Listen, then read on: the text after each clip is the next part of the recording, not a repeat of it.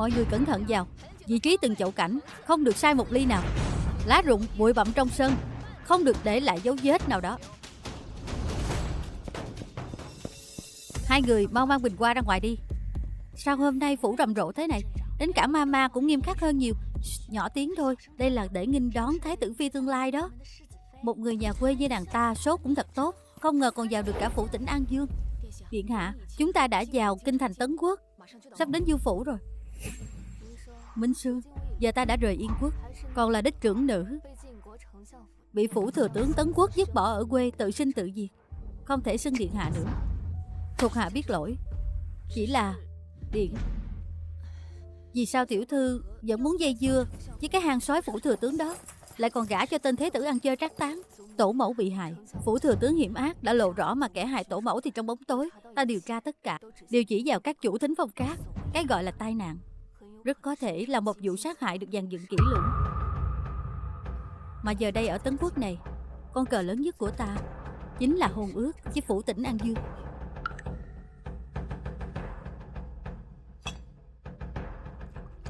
Mọi việc cần cẩn thận, tuyệt đối đừng đánh rắn động cỏ.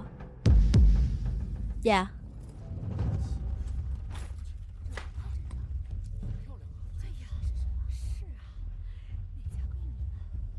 Tiểu thư, tới phủ tỉnh An Dương rồi.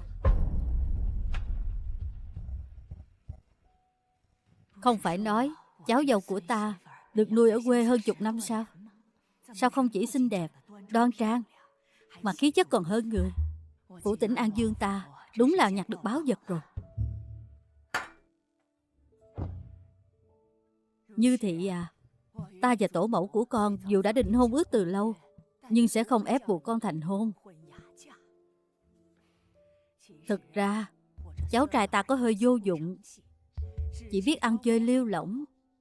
Nhưng con yên tâm, con cứ thoải mái đánh mắng đó. Dương phủ nhất định sẽ bù đắp cho con. Thế tử tỉnh An Dương đang ở đâu?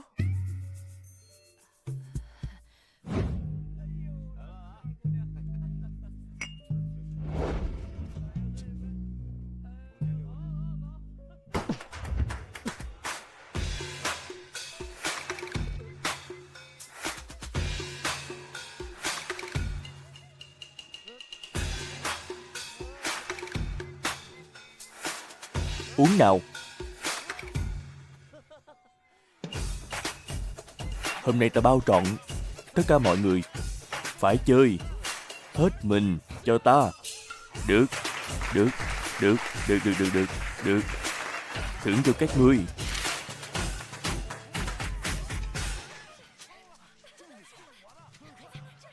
Đúng là nên trói lại, dạy dỗ cho tử tế. Tiểu thư, quân thế tử này quả thật hư hỏng, giống như lời đồn. Người nhất định phải lấy hắn sao? Có gì mà không được. Tiện thể kết hôn với hắn cũng là hoàn thành di nguyện của tổ mẫu. Còn hắn, cái kiểu người như hắn sẽ ngoan ngoãn kết hôn sao? Vậy thì trói hắn lại, đem về nhà dạy dỗ tử tế.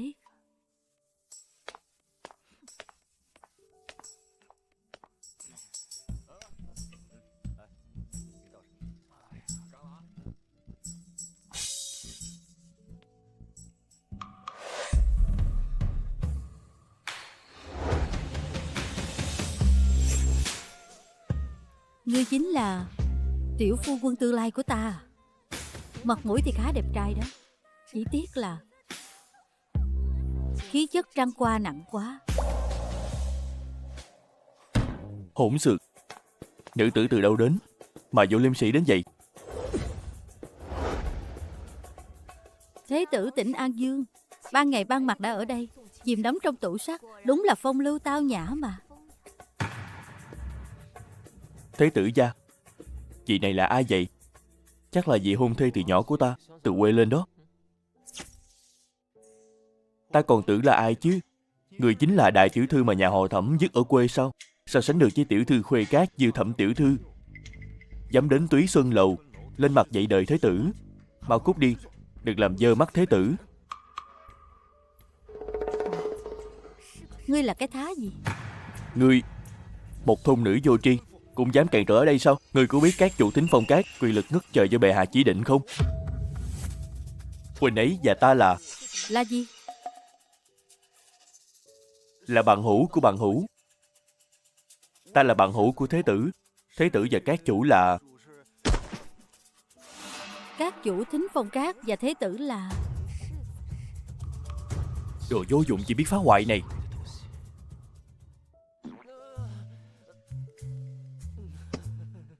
Tiên nữ nàng đẹp quá. Ta say rồi sao? Nàng là tiên nữ sao? Không ngờ ngươi lại có quan hệ với các chủ thính phong cát. Để ta dạy dỗ ngươi thật tử tế, rồi moi hết bí mật của ngươi ra.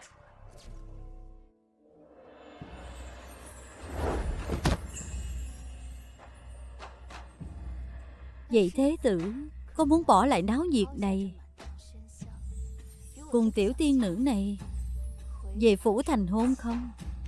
Cảm giác này quen thuộc quá.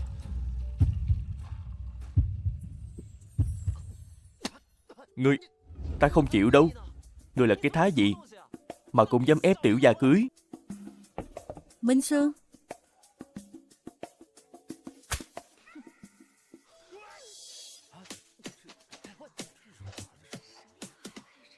Thẩm Như Thị, ta bây giờ là Tân Lang đó. Sao ngươi lại chói ta như chó vậy chứ? Thẩm Như Thị. chuyện ta thành hôn đã là chuyện chắc chắn. Thế tử, ta khuyên ngươi tốt nhất nên ngoan ngoãn một chút đi. Ngoan ngoãn? Trong đời tiểu gia không hề có hai chữ ngoan ngoãn.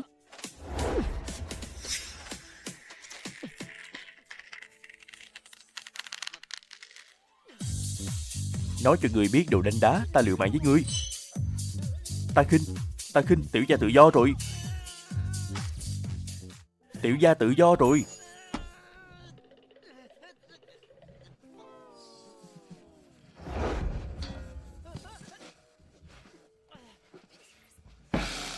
Nhìn gì mà nhìn, chưa thấy ai bị ép thành hôn sao? Trời ơi là trời. Bắt nạt con trai nhà lành. Thế tử, còn muốn chơi trò ngươi đuổi ta chạy nữa sao? Không chơi nữa, ta đi với ngươi là được chứ gì. Ngoan.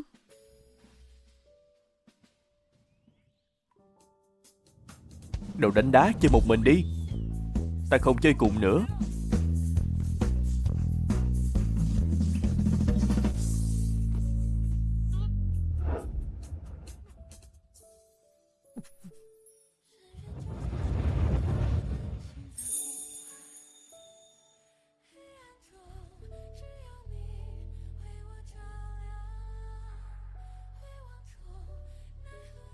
Ngươi nhìn kỹ tổ mẫu của ngươi đi được không?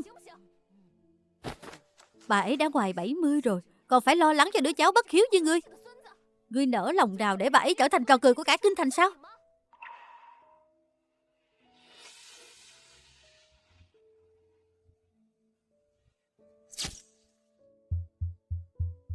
Nếu tổ mẫu ta còn sống, ta tuyệt đối sẽ không để bà ấy lo lắng.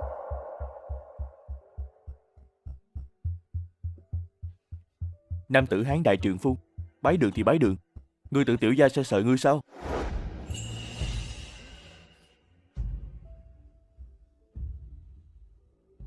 Đưa vào động phòng.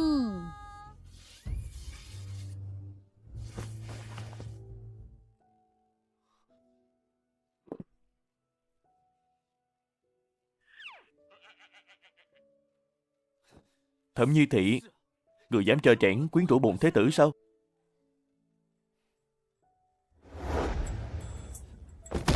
Thế tử cứ nói xem, ta quyến rũ người thế nào? Ngươi nửa đêm nửa hôm chạy đờn gái chiếc, ngươi còn y phục không chỉnh tề, thế này không phải quyến rũ sao?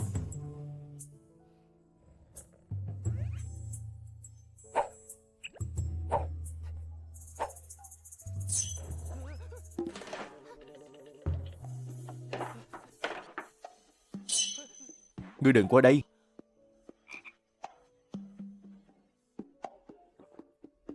Chúng ta đã thành thân rồi. Thê tử quyến rũ phu quân không phải lẽ đương nhiên sao?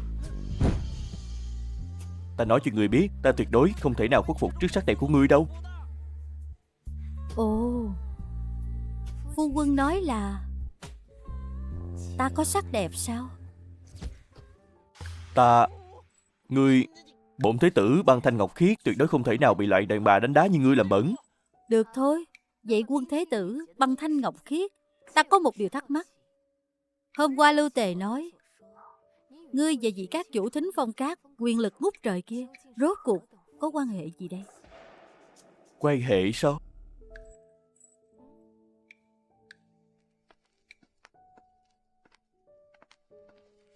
Bổn thế tử có quan hệ gì với hắn? Ta chỉ lợi dụng danh phận hắn, trao oai trước đám bạn, ăn chơi đó thôi. Ồ, thật sao? Nói thì cứ nói thôi, sao sáng lại gần ta vậy? Thế tử chẳng phải thường xuyên ra vào Túy Xuân Lầu sao? Sao vẫn còn đơn thuần đến thế chứ? Ta nói cho người biết, bổn thế tử như vậy gọi là đi qua chốn bụi trần mà vẫn thanh cao. Ta là Lang Tử Phong Lưu. Nữ nhân này quả thật rất sắc sảo, không thể để nàng biết mình đến Túy Xuân Lầu. Thực ra là để che giấu thân phận. Lãng tử. Vậy thế tử chứng minh đi. Nè, ta nói cho người biết nha, tiểu gia không thèm chứng minh cho loại nữ dân dữ dằn như ngươi. Ta chứng minh cái gì chứ?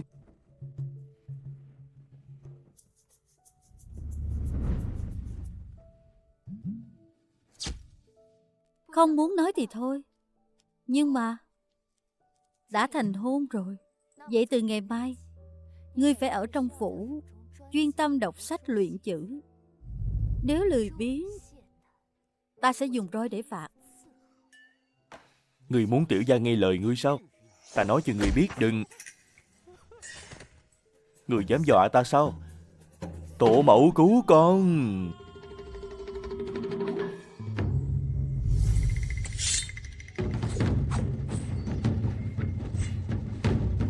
Thính Phong Cát, thế tử tỉnh An Dương, tổ mẫu, trong đó rốt cuộc có liên hệ gì?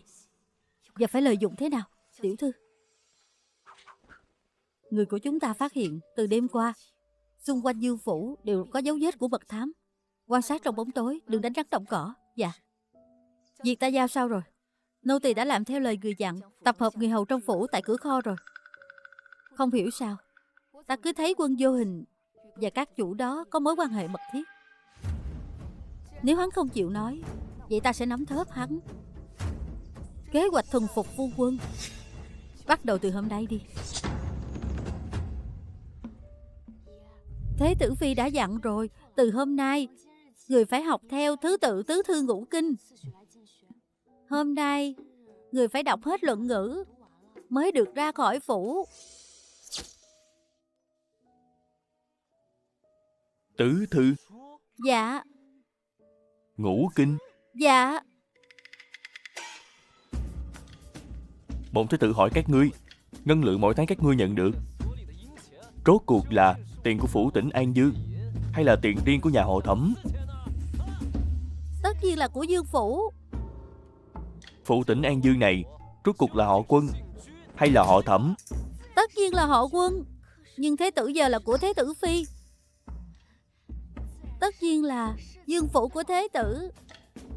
Ta thật sự không hiểu nổi các ngươi mỗi tháng nhận tiền của quân phủ mà lại đi nghe lời ả họ Thẩm sai khiến. Các ngươi làm vậy chính là ăn cây táo, rào cây sung. Đâu thì không dám.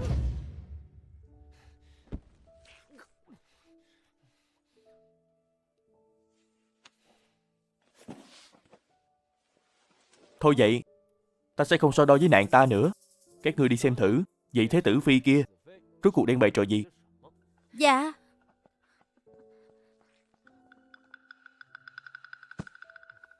Dạ. Không hay rồi, thế tử phi. Không hay rồi, thế tử phi. Nàng ấy tập hợp người hầu trong phủ đến cửa kho, đang kiểm kê và mang đi hết bảo vật trong kho của Cái người. gì? Dám đụng vào lão đại của ta, thật quá đáng.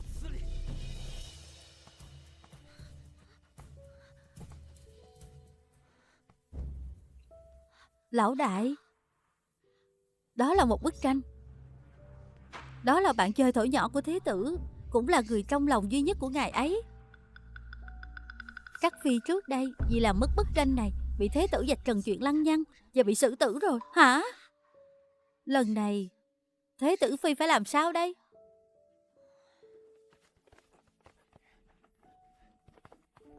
Chậm chút, chậm chút.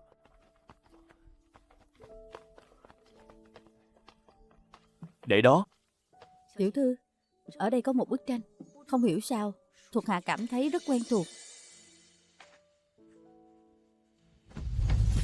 Thẩm Như Thị, ai cho phép các người đụng vào đồ của ta?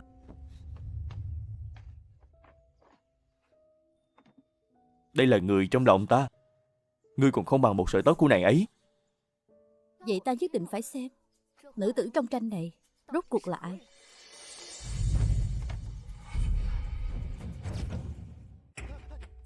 Đưa đây.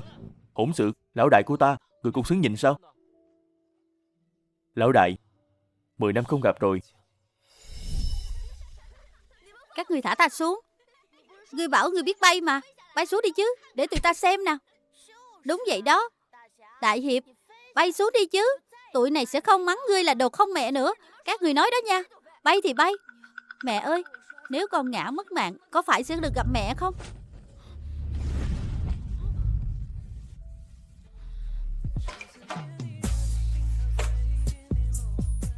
Đúng là Tiểu Lang Quân tuấn tú. Hay là ngươi nhận ta làm lão đại đi. Sau này ở kinh thành ta sẽ bảo vệ ngươi, được không? Cút. Mau chạy đi, mau chạy đi. Nhớ kỹ, kẻ khác ức hiếp ngươi, nhục mạ ngươi, ngươi phải đánh trả lại. Dù có bị thương, họ cũng sẽ không dám ức hiếp ngươi nữa. Lão đại.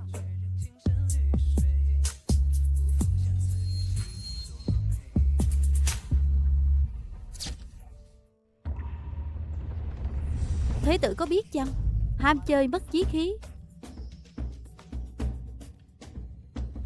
Ta ham chơi mất chí khí. Ta nói cho người biết, ngươi đừng tưởng bước chân vào Phu Tỉnh An Dương, làm Thế tử Phi là có thể quản hết mọi chuyện. Trong Dương phủ, chuyện gì cũng do người quyết. Đương nhiên ta có thể quyết định. Hay là chúng ta đến gặp lão Dương Phi để phân xử đi. Ta nói người biết, tiểu gia ta hiện giờ có người trong lòng rồi. Lấy ngươi cũng chỉ là kẻ tạm thời thôi. Người trong lòng Thế tử là nữ tử trong tranh sao? Nếu đã như vậy thì xin Thế tử gia ngoan ngoãn phối hợp cùng ta hoàn thành lời hứa với lão Dương Phi. Khi mọi việc xong xuôi, ta sẽ không chiếm gì chức chính, làm lỡ việc lấy người trong lòng của ngươi. Lấy nàng ấy? Ta không lấy đâu. Đã lâu như vậy rồi, ta không thèm lấy kẻ tức hứa đó. Biệt tích bao năm, không có đến một lá thư. Hơn nữa, ta nói ngay tại đây, hôm nay không ai được lấy món đồ nào trong kho này ra ngoài. Nếu không may. Tiểu thư cẩn thận. Cẩn thận.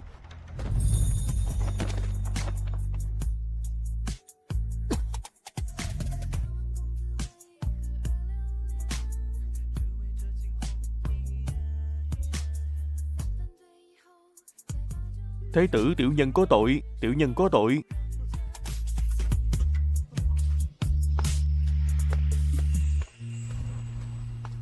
Minh Xưa, phái người đi theo Thế tử, rồi lấy bình cao bạch ngọc đặc chế của ta đưa cho Thế tử đi.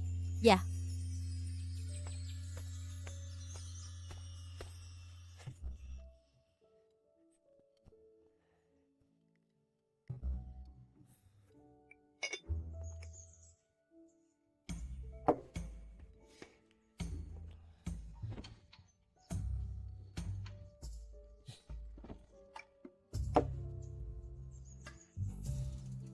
Lão đại, bao giờ ngươi mới về?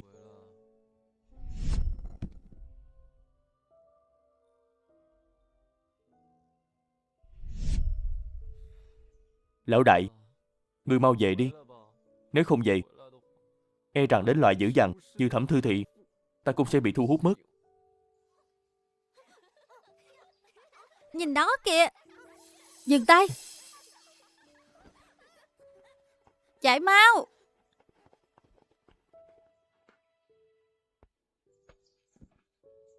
Nào.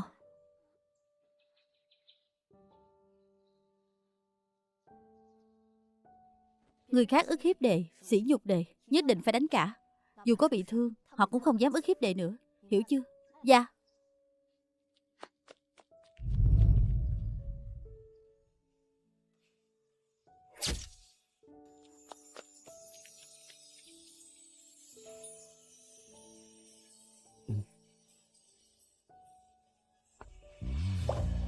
Lão đại,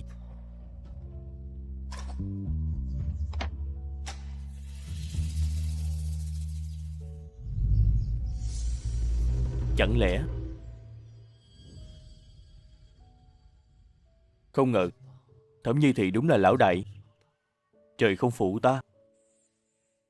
Các chủ, hạ nhân báo cáo Thế tử phi đang điều tra vụ việc của Thẩm lão phu nhân. Hơn nữa cũng đang tìm hiểu Thính Phong Các. Không sao. Nàng muốn biết gì, lúc đó ta sẽ tự mình nói cho nàng.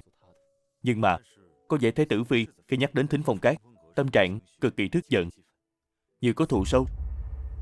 Người nói là nàng cho rằng Thính Phong Các đã hại tổ mẫu của nàng sao? Phải. Thính Phong Các chưa từng nhận nhiệm vụ nào về Thẩm lão phu nhân, chứ đừng nói đến hãm hại. Hiểu lầm này từ đâu ra? Không được. Ta tuyệt đối không thể để nàng hiểu lầm ta như vậy. Thính Phong Các không hề làm hại tổ mẫu của nàng. Ta càng không. Ngươi lấy danh nghĩa các chủ Thính Phong Các gửi một thiệp mời cho Thế tử phi, mời nàng gặp ở quán trà Ngọc Liên. Các chủ, Thế tử phi là một thôn nữ ở quê, lại dễ dàng được lão Dương phi yêu mến, đủ thấy không tầm thường. Hay là chúng ta...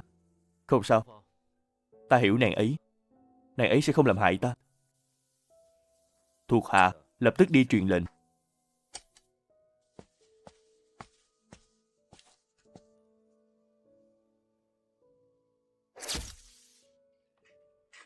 Tiểu thư.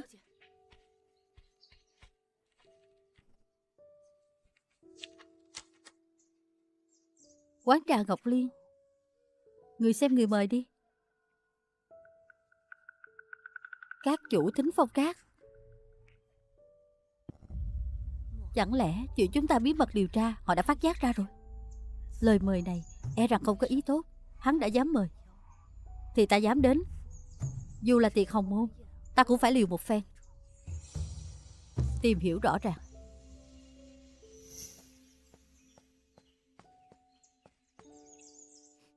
Lưu Tề ca ca, tỷ tỷ vừa từng quê lên của ta, Thẩm Như Thị giờ về kinh thành, e rằng sẽ ỷ thế hiếp người đầy đọa ta mất. Phủ thừa tướng làm gì còn chỗ cho ta nữa. Thật vô lý. Một thôn phụ từ quê lên mà dám để muội phải chịu áp ức. Minh Châu đừng sợ, ta sẽ đi đòi lại công bằng cho muội. Phải cho nàng ta biết kinh thành này là địa bàn của ai.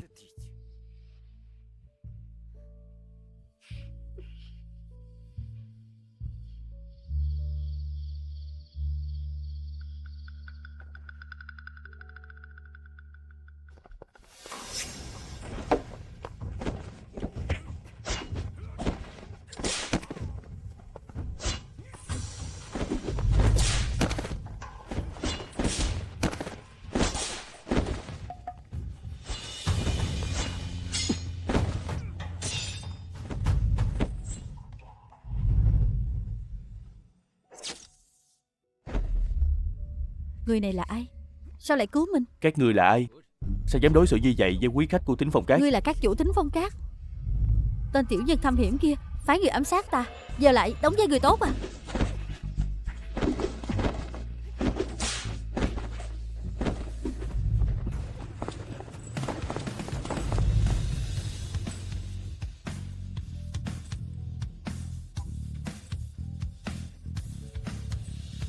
Đây là chuyện gì vậy? Chuyện gì vậy? Người đánh nhau thì đánh nhau, ôm ta làm gì? Đồ lưu manh. Thẩm Như Thị, những cái này không phải ta gọi đến. Bây giờ không phải lúc cãi giả. Đánh kẻ địch trước, xử lý xong ta sẽ giải thích.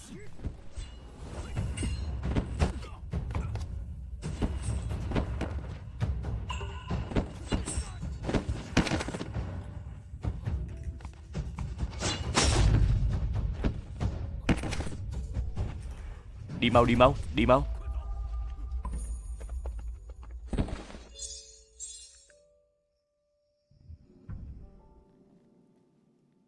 Các chủ Thính Phong Cát cũng chỉ có vậy thôi.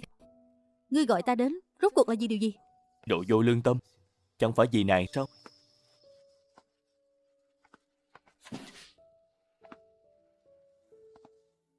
Ta nghe nói ngươi ẩn mình trong Dương phủ là để điều tra sự thật Thẩm lão phu nhân qua đời và nghi ngờ Thính Phong Cát, nhưng ta đã điều tra khắp nơi, không tìm thấy manh mối nào. Lần này đặc biệt mời Thế tử phi tới, làm sáng tỏ sự thật. Người bị thương rồi.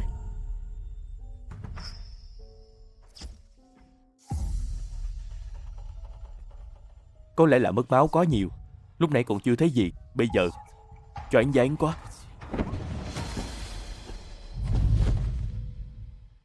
Sao mình chưa từng nhận ra mùi hương trên người lão đại này lại dễ chịu đến vậy? Lão đại thật dịu dàng, nàng lại quan tâm đến vết thương của mình như vậy. Lạ thật, hoa văn trên vết thương. Cẩn thận! Sao lại giống hoa văn gỗ tử đàn của Quân Vô Hình thế? Còn nữa, mùi này sao lại giống Cao Bạch Ngọc của mình đến thế? Tiêu rồi.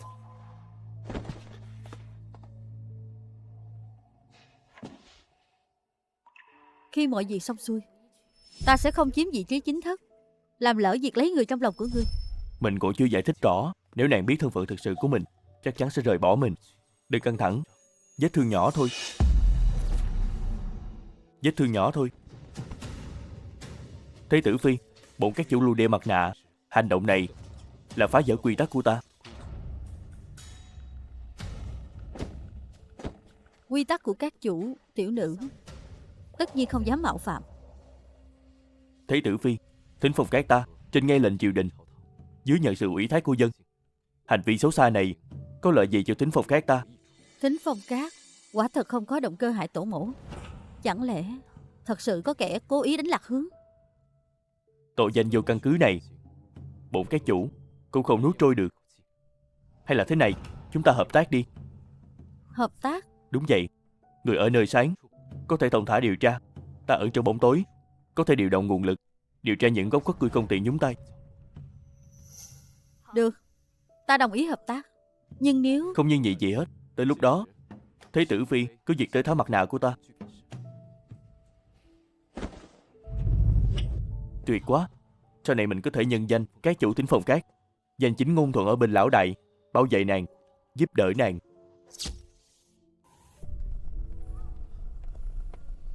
Đều tại con nha hoàn đó báo tin quá muộn, chỉ tìm được mấy kẻ vô dụng. Thẩm Như Thị, mạng người lớn đó. Giờ sao ăn nói với Minh Châu đây?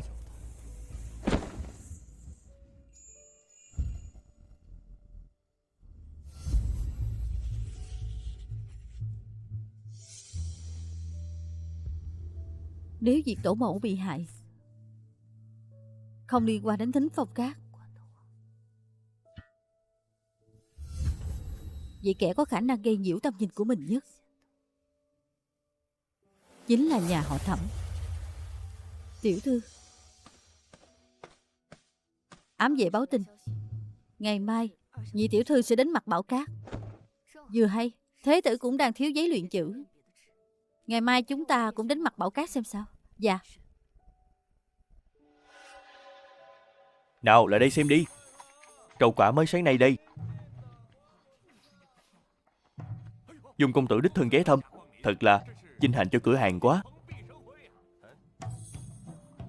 Minh Châu, hôm nay mọi thứ ở đây, muội thích thứ gì cứ bảo chuyển quầy cử người cử đến phủ thừa tướng. Dung Ảnh ca ca, huynh tốt với ta quá. Trên lầu đã chuẩn bị chỗ ngồi, chai trà ngon mới cho công tử và tiểu thư rồi, mời đi theo tiểu nhân.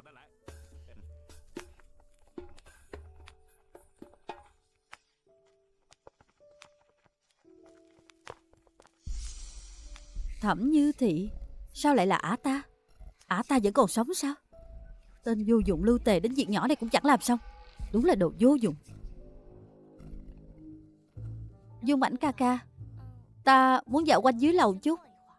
Hay là Huynh cứ lên lầu uống trà trước, lát nữa ta sẽ lên. Được.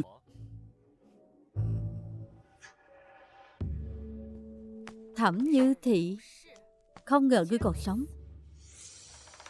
Sao?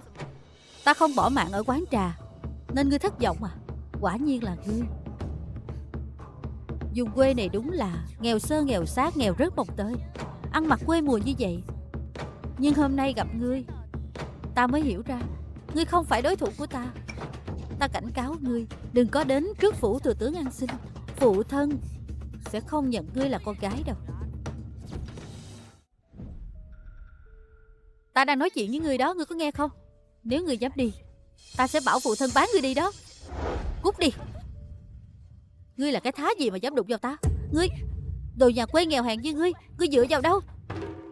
À, đúng rồi, ta nhớ ra rồi. Ngươi thành hôn rồi nhỉ? Nhìn ngươi ăn mặc thế này, chắc cũng lấy phải gã nghèo hèn thôi. Phu quân của ta là thế tử phủ tỉnh An Dương. Phỉ báng hoàng thất là tội lớn đó. Ngoài ra, ngày mai ta cũng sẽ cùng thế tử về lại mặt. Đến lúc đó, ngươi đừng tự rước họa vào thân. Phu quân nàng ấy là thế tử phủ tỉnh An Dương, nói ít thôi thì hơn. Lại mặt, ngươi đừng đùa nữa. Phủ tỉnh An Dương giàu sang tột bậc, rất chú trọng gia phong. Sao có thể vừa mắt đồ nhà quê thô lỗ như ngươi? Đương kim thánh thượng từng nói, thiên hạ lấy nông nghiệp làm chủ, phát triển thương nghiệp. Muội muội đừng coi thường dân quê như vậy. Chẳng phải là không coi thánh thượng ra gì sao? Nhưng hôm nay gặp ngươi, ngươi đúng là có lỗi với người đã nuôi dưỡng mình. Vong ơn bội nghĩa, còn dám không nghe lời thánh thượng, đúng là chán sống rồi. Con tiện tỳ này, dám làm ta mất mặt, ta lấy mạng ngươi. Ôi, bà con ơi, đây là Nghiêm Mật Quý, phải cẩn thận đó. Sợ gì chứ, ta đâu phải không mua nổi đâu. 300 lượng đa tạ quý khách. 300 lượng? Ngươi đang ăn cướp à? Trưởng quầy, những món ta vừa xem đều lấy hết. Cái này ta cũng lấy. Dạ, đa tạ quý khách. Ngươi, làm sao ngươi có thể mua nổi đồ ở đây chứ? Số tiền này chắc không phải ngươi bán thân mà có đó chứ. Không ngờ nàng ta lại là người như vậy. Thật nhìn không ra nha, thật không biết xấu hổ. Một kẻ nhà quê như ta đương nhiên không sánh bằng cái thứ Minh Châu tạp nham như ngươi rồi. Cũng như cái nghiêng mực này, hàng lỗi mãi mãi không bán được tử tế. Mặt của ta. Minh Châu, muội sao vậy? Muội bị sao vậy? Muội bị thương rồi. Dung Ảnh ca ca, chắc tỷ tỷ không cố ý đâu. Ta sợ tỷ ấy không mua nổi đồ của Mặt Bảo Cát nên mới chọn một món tặng tỷ ấy. Có lẽ tỷ ấy thấy mất mặt nên ra tay đánh ta. Muội yên tâm, bất kể là ai, là muội bị thương, ta đều sẽ khiến họ trả giá. Người thân là tỷ tỷ, Minh Châu đối tốt với ngươi như vậy mà ngươi lại ra tay đánh người. Hôm nay, nếu ngươi không xin lỗi Minh Châu, thì đừng hòng rời khỏi Mặt Bảo Cát. Hôm nay, nếu ngươi không xin lỗi Minh Châu, thì đừng hòng rời khỏi Mặt Bảo Cát. Tỷ tỷ, Dung công tử là đích tử của trưởng công chúa đó. Tỷ tốt nhất là đừng đắc tội với huynh ấy. Đích tử của trưởng công chúa là có thể không phân trắng đen phải trái, ức hiếp người sao? Ngươi nói gì? Ngươi dẫn theo thì về, cậy đông người, ức hiếp một nữ tử yếu đuối, thì có bản lĩnh gì? Dung Ảnh ca ca, ngươi cũng xứng đánh ta sao? Thẩm Như Thị, ngươi đi rồi sao? Ngươi dám đánh con của trưởng công chúa thì cứ chờ bị xử tử đi. Người của bổn thế tử, từ khi nào đến lượt người khác định tội vậy? Cái... Sao ngươi lại đến đây?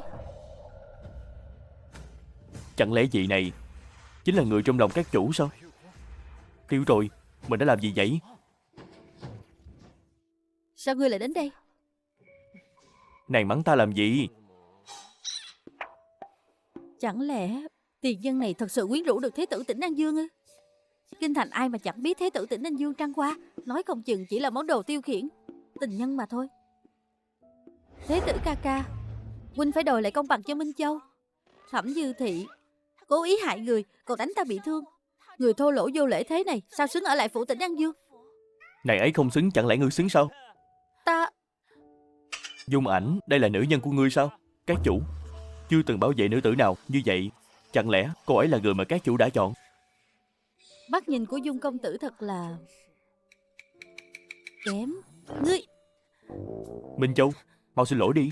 Không thì ta cũng không bảo vệ được muội. Dung công tử, huynh là đích tử của trưởng công chúa, sao lại sợ một thế tử ăn chơi chứ? Tổ tổng ơi, đừng nói nữa. Tối nay ta chắc chắn sẽ bị các chủ phạt. Bảo xin lỗi thì xin lỗi đi, nói nhiều làm gì? Ta... Tỷ tỷ, xin lỗi, là muội muội không tốt. Vốn dĩ thấy tỷ tỷ ăn mặc nghèo hèn, muội muội muốn chọn một nghiêng mực tặng cho tỷ tỷ, không ngờ lại khiến thế tử ca ca hiểu lầm. Nghèo hèn, không mua nổi.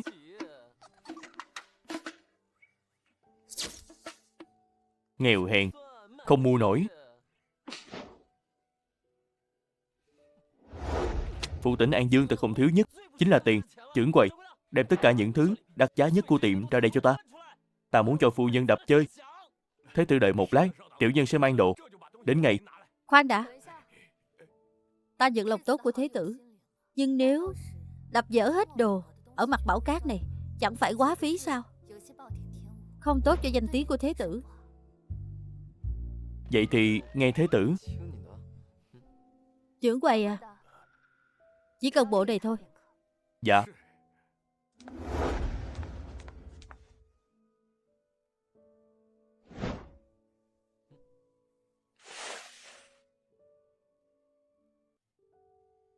Thế tử, mua xong rồi, chúng ta đi thôi.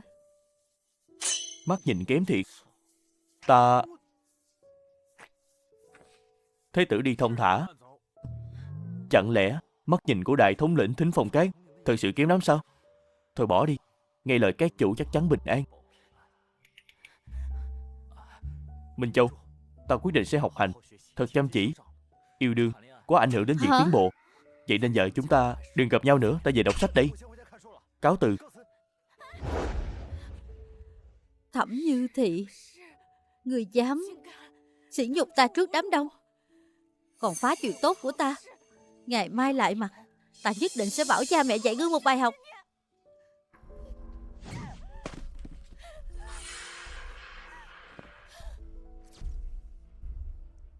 Mẹ, Thẩm Như Thị bắt nạt con. Mặt con, năm đó ta tráo đổi con với Thẩm Như Thị, đưa nó xuống quê, sau đó hại mẹ ruột của nó. Tự cho là hoàn hảo, không ngờ nó lại có thể sống sót trở về. Cũng tại tên lưu tề vô dụng đó không lấy được mạng Thẩm Như Thị. Nhưng mà cũng không phải không có thu hoạch gì. Nghe nói ả làm tình nhân của thế tử. Còn nói thật chứ, nhưng ả ngày mai sẽ về lại mặt. Nếu thật sự để ả quay về Thẩm phủ, vậy kế hoạch nhẫn nhục của chúng ta bao năm qua sẽ công cốc đó mẹ.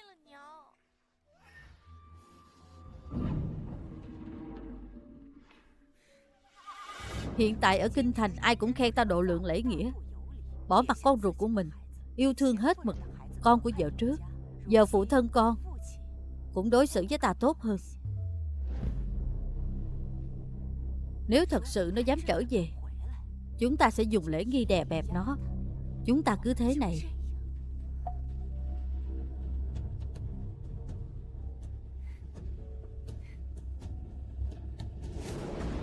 Đây không phải đường đến tiền sảnh.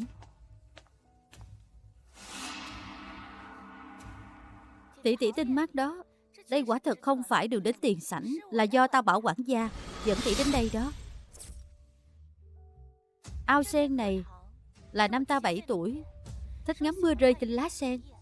Phụ thân liền sai người xây ao sen này cho ta, dùng tên ta để đặt tên, nên cái đình này được gọi là Minh Châu đó.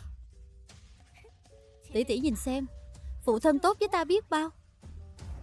Người phụ thân yêu thương là con gái của vợ cũ. Ngươi là con ruột của ông ấy sao? Ngươi nói linh tinh gì vậy? Nếu người dám nói với phụ thân, ta sẽ lấy mạng ngươi.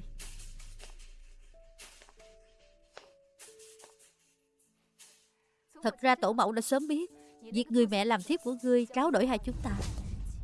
Tổ mẫu sợ ta ở phủ không sống được lâu, nên mới mặc kệ cho Kiều Tĩnh Thù đưa ta về quê.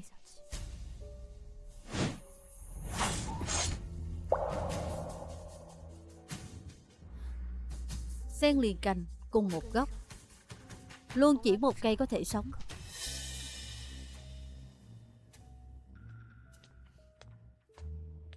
Ngươi biết thì đã sao?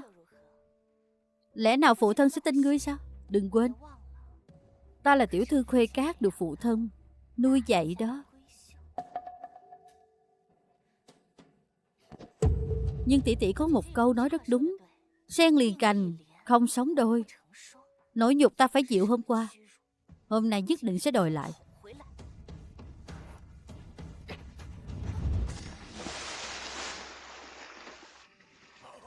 Minh Châu. Châu Châu, Châu Châu, nào.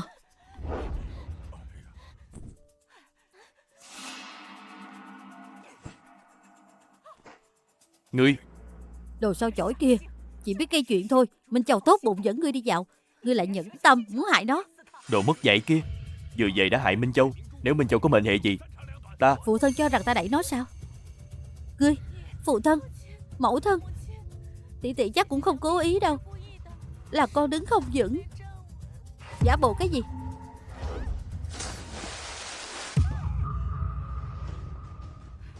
Trước mặt bọn ta mà ngươi còn dám? Bà cũng xuống đi. Đồ con gái bất hiếu này, sao dám vô lễ như vậy? Hay là cỡ phụ thân cũng... Đời này ta chưa từng nghe thấy lời thỉnh cầu nào lạ như vậy. Không ngờ lại còn tự muốn xuống. Cả nhà ba người các người đông đủ cũng hay. Chẳng phải nói là ta đẩy nó sao? Vậy ta sẽ biến tội danh này thành thật cho các người xem. Dùng thủ đoạn bẩn thỉu này chọc nhầm người rồi.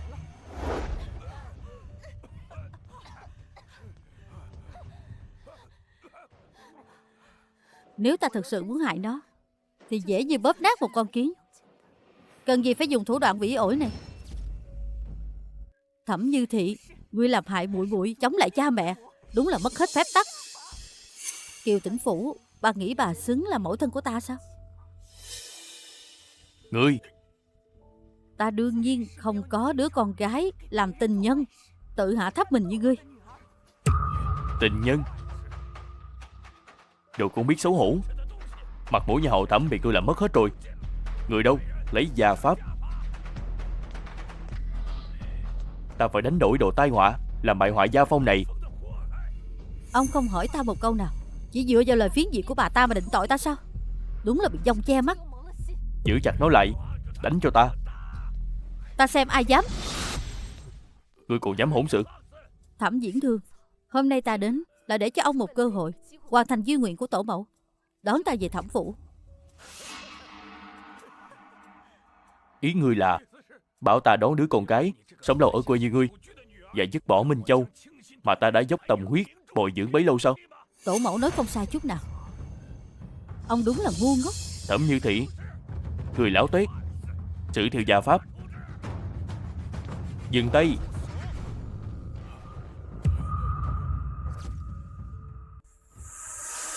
Dừng tay.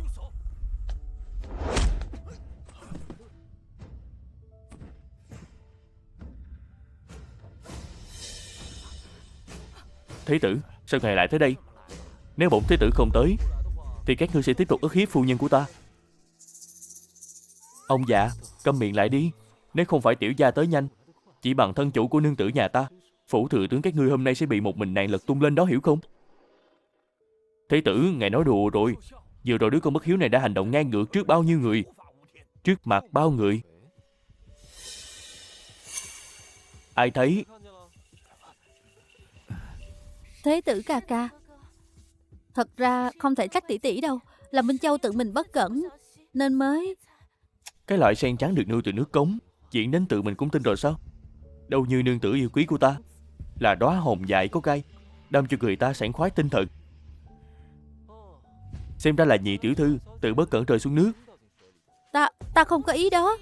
Ý của ta Thẩm là... đại nhân, ông đã nghe rõ chưa? Là cô ta tự mình bất cẩn rơi xuống nước đó. Nếu còn dám gán tội danh này lên đầu Như Thị, vậy là vu khống người hoàng thất. Tội danh này ông gánh nổi không? Lão thần không dám. Như Thị chỉ là tình nhân của ngài. Nghe nói mẹ già khi còn sống có hôn ước với Dương Phủ. Giờ hôn ước này cũng nên thuộc về Minh Châu chứ. Minh Châu nhà ta sau này chính là phu nhân của ngài. Ngài không thể hành xử như vậy trước mặt Minh Châu chứ. Minh Châu nhà ta sau này chính là phu nhân của ngài. Ngài không thể hành xử như vậy trước mặt Minh Châu chứ.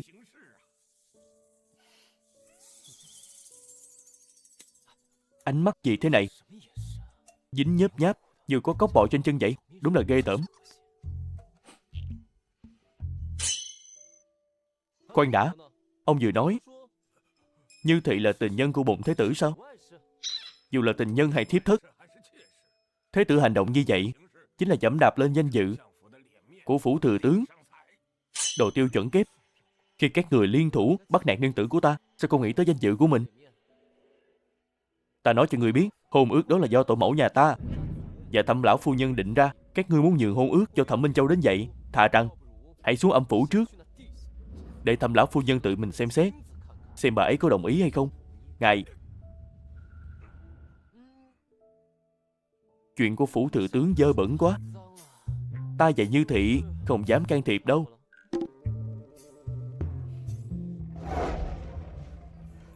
Phu nhân, họ ồn ào quá đi, làm ta đau cả đầu. Nàng đưa ta về được không? Dính vào rồi, dính vào rồi. Tay nương tử mềm quá, người cũng thơm nữa.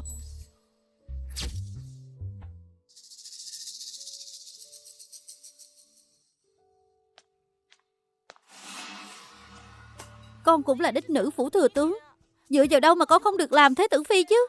Châu Châu, thế tử tỉnh An Dương đó lăng nhăng lắm. Con nghĩ thế tử phi dễ làm sao? Thẩm Như Thị dựa vào đâu mà hơn mình chứ? Ả đáng bị mình chà đạp dưới chân mới phải.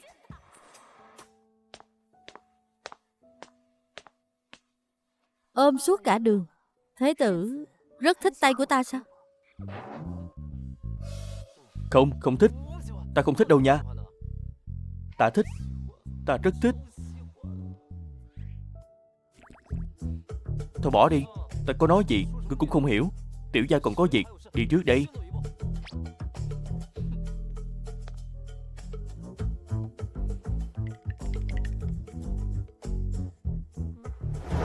Điện hạ. Theo sát thế tử.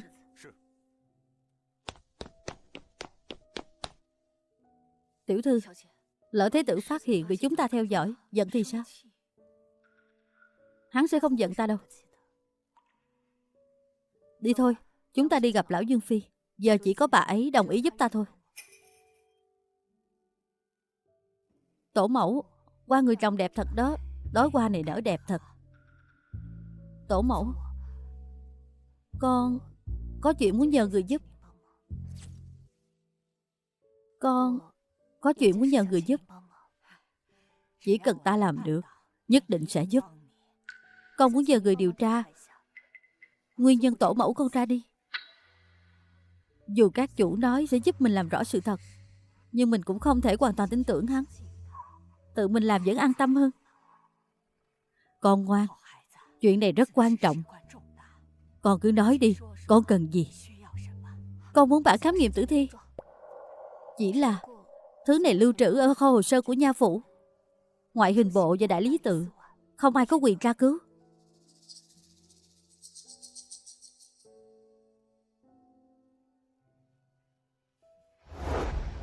Nghe nói sòng bạc có thần trộm tên là địa lý quỷ, chuyên làm việc khó thế này. Vô hình từng cứu hắn. Thấy vật này, hắn sẽ giúp con. Trời ơi, hôm nay chưa thắng ván nào cả. Đặt cược đi, đặt cược đi, đặt cược, nhanh lên. Đặt nhanh thắng nhanh. Ai thắng ai thua cứ xem hôm nay. Tên địa lý quỷ đó ở đâu? Nhỏ. Lớn. Đặt xong bỏ tay ra, mở. Trời ơi, ba con một. Bao tử ăn hết. Lần này nhất định sẽ được. Nào tiếp tục. Hôm nay không thắng được sao? Đúng đó, tiếp tục. Ngươi là địa lý quỷ à? Ván này lớn nha. Đặt mau nào. Nào. Ngươi là địa lý quỷ à? Độ thần kinh. Lớn lớn lớn. Mở mở mở mở.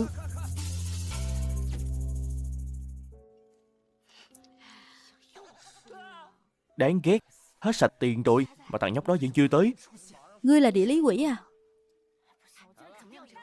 Xui quá. Không chơi nữa. Công tử định đi đâu vậy? Hôm nay tiểu gia không đủ tiền, để hôm khác chơi.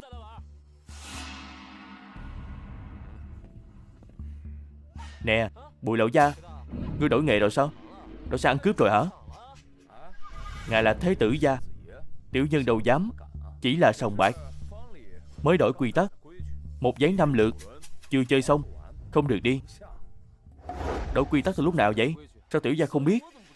Nghe nói thế tử mới thành hôn, mấy ngày này cũng đến, đương nhiên không biết. Chỉ là sòng bạc, có nguyên tắc riêng. Người đâu? Mời thế tử quay lại đi. Mời. Tự ta đi được. Tiếp đi, tiếp đi.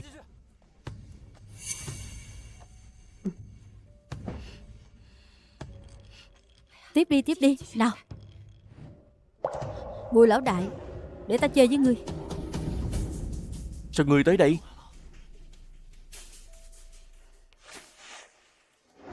Đây là ngân phiếu 2.000 lượng. Nếu ta thắng, hắn theo ta. Nếu ngươi thắng, ngân phiếu là của ngươi. Thế nào? Thì ra là tình nhân của tên nhóc này. Dù vậy ả ta cũng không thắng được. Chốt.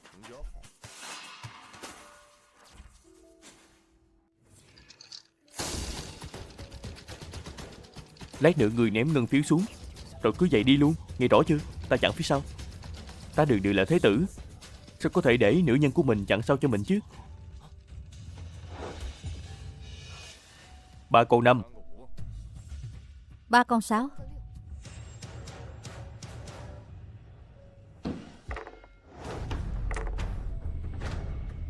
Mở. Không ngờ đúng là 3 con 6. Bùi lão đại, ta đã bảo ngươi không bằng thế tử của ta mà. Bùi lão đại, cáo từ. Chặn bọn chúng lại. Ngươi cũng xứng làm lão đại sao? Ngươi chơi bẩn quá rồi đó. Các ngươi chắc chắn đã gian lận. Bắt bọn chúng lại.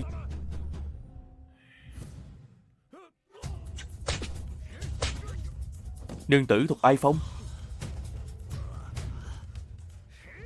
Nương tử cẩn thận.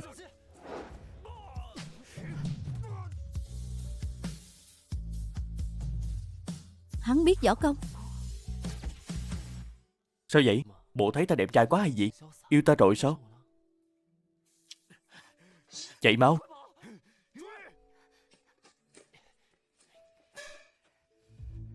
Ngươi biết võ công à? Vậy tại sao ngươi lại chạy lâu như vậy mà không thở dốc? Ngươi mà không nói thì tao quên mất. Mệt hết cả hơi.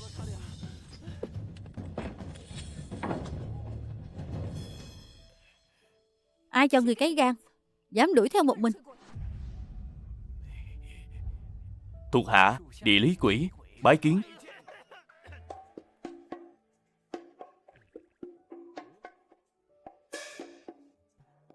Thế tử phi đang tìm thuộc hạ sao?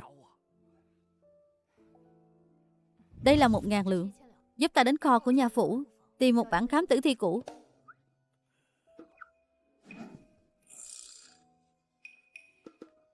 Thế tử phi yên tâm, ngày tối nay là được. Thật sự không biết võ công sao? Làm sao đây? Thân phận của mình sắp bị lộ rồi. Không, không phải đâu. Có lẽ bổn thế tử thiên phú hơn người, trời sinh hợp luyện võ, kỳ tài võ thuật. Thế sao? Không chịu thừa nhận hả? Vậy chơi với ta một lát. Địa lý quỷ quả nhiên nhanh chóng. Chỉ là xem đi xem lại bản khám này, không có chút sơ hở nào. Chẳng lẽ là mình đang nghi rồi sao? Hạ giai, thả khủy tay. Vai nhô cao đến mức gác được bút rồi. Sao? Định bắt chim à? Thẩm nữ hiệp, Thẩm đại hiệp, bây giờ ta không thể đứng trên cái cọc gỗ này thêm một khắc nào nữa. Bây giờ ta chóng mặt lắm rồi. Ta thực sự không kiên trì nổi nữa. Ủa? Sao lúc nãy Thế Tử bị người của sòng bạc đuổi theo, chạy 3 con phố cũng không thở gấp, giờ mới đứng nửa nén hương thôi đã chóng mặt rồi. Cơ thể của Thế Tử khéo chọn lúc này để không khỏe à? Ngươi giúp ta với. Ta không luyện nổi nữa đâu. Ngươi đỡ ta đi có được không? Nền tảng không vững, làm gì cũng chỉ là làm màu. Tranh thủ còn chút nền tảng, luyện mau lên. Ngươi đang lấy việc công báo thù tư. Cái đầu óc bị sòng bạc giăng bẫy này của ngươi còn cần ta trả thù riêng à? Vậy thì đã sao? Ta là kẻ chỉ biết tiêu tiền thôi. À, nói đến tiêu tiền, cái thói tiêu tiền này của ngươi ta đúng là nên sửa cho ngươi. Giờ ta đã quản lý gia đình thì ta không thể để ngươi phí phạm tiền trong phủ. Từ hôm nay, tất cả tiền lương tháng, tiền tiêu vặt sẽ do ta tạm thời quản lý. Không được. Ta không đồng ý. Ngươi không thể làm vậy với ta. Không đồng ý? Vô hiệu. Muốn tiền sao? Tự kiếm lấy đi. Đứng tấn, mỗi ngày đứng được 1 nén hương, thưởng 5 lượng bạc. Luyện thuần thục một bộ quyền pháp, thưởng 10 lượng bạc. Nếu ngươi có thể nhận ra một cái bẫy hoặc âm mưu nhắm vào ngươi ở bên ngoài, thưởng 20 lượng bạc. 20? Ngươi coi ta là kẻ lừa cái cố say sao? Cuối cùng, ta thưởng phạt phân minh. Nếu ta còn phát hiện ngươi đặt chân vào quán rượu, sòng bạc nửa bước, ta sẽ để ngươi tận mắt thấy những món bảo bối của ngươi từng món một đều bị ta tống vào tiệm cầm đồ. Ta đã nói là làm đó. Nam tử hán đại trượng phu, luyện thì luyện. Vừa rồi chắc ta cũng đã đứng được nửa nén hương rồi còn gì. Thế nào cũng phải đưa ta 2,5 lượng chứ. Vừa nãy không tính, bắt đầu từ giờ tính lại từ đầu. Người đúng là Sao? Có luyện không? luyện. Có luyện không? Ta đã bảo là luyện mà. Lên đi. Chiêu này của Như Thị có tác dụng với vô hình. Tốt lắm, tốt lắm. Đúng rồi đó. Khoảng cách giữa hai đứa đủ cho mấy người đứng nữa. Dạ, đúng rồi. Minh Sương, đến đây. Đợi khi Như Thị bước đến trước mặt vô hình thì ngươi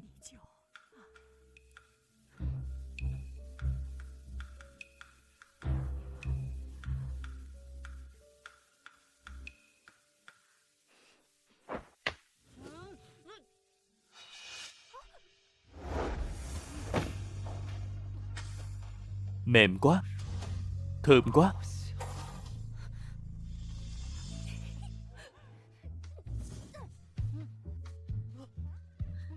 Ta. Ngươi.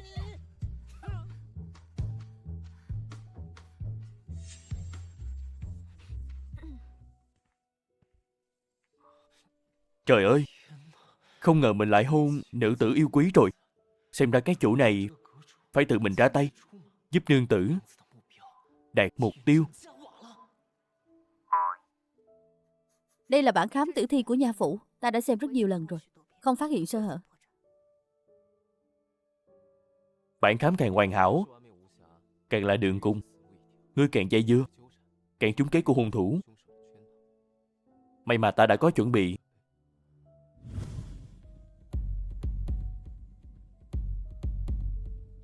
Các chủ xem qua rồi sao?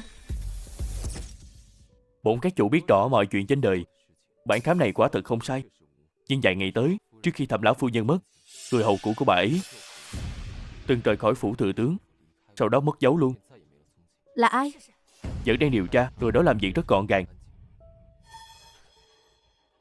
Thính Phong Cát xưng danh chuyện gì cũng biết, nhưng hiệu suất xem ra hình như không được như lời đồn. Thế tử phi điều tra nội vụ như gỡ tờ kén, quá vội vàng, dễ đứt manh mối nhất. Nếu như vậy, phiền các chủ tiếp tục đi điều tra. Nếu có tin tức, xin hãy báo cho ta. Cáo từ.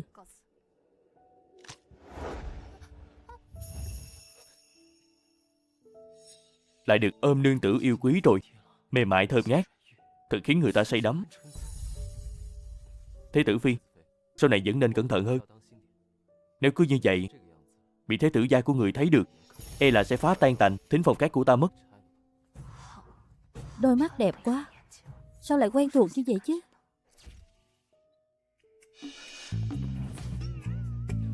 Các chủ xin tự trọng, ta đã gả vào dương phủ, phải giữ mình trong sạch. Việc làm quá giới hạn này mong các chủ sau này đừng tái phạm nữa. Nàng ấy coi trọng danh phận phu thê với mình vậy sao? Trong lòng nàng ấy quả nhiên có mình. Thế tử phi, đối với thế tử quá là thâm tình, là tại hạ đường đột rồi. Để bày tỏ lòng xin lỗi và cả tấm lòng này, từ hôm nay thính phòng các nguyện tuân thủ theo lệnh của thế tử phi, hỗ trợ thế tử phi điều tra rõ sự thật. Vậy thì đa tạ các chủ.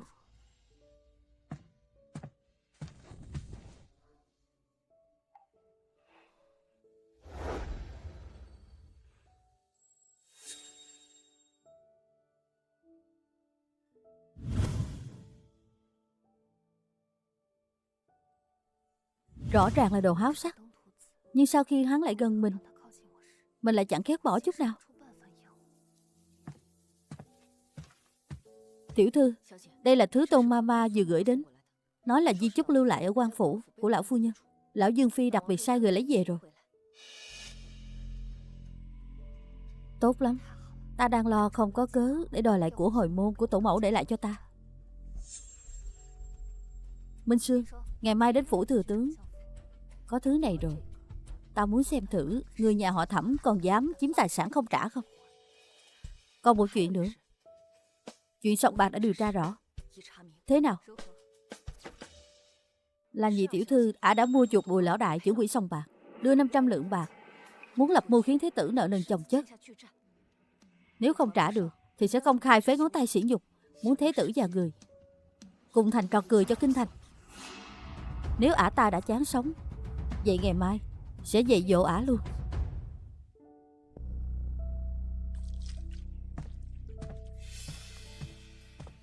Tỷ tỷ hung hăng xông đến như vậy, chắc là chịu ấm ức ở Phủ Dương.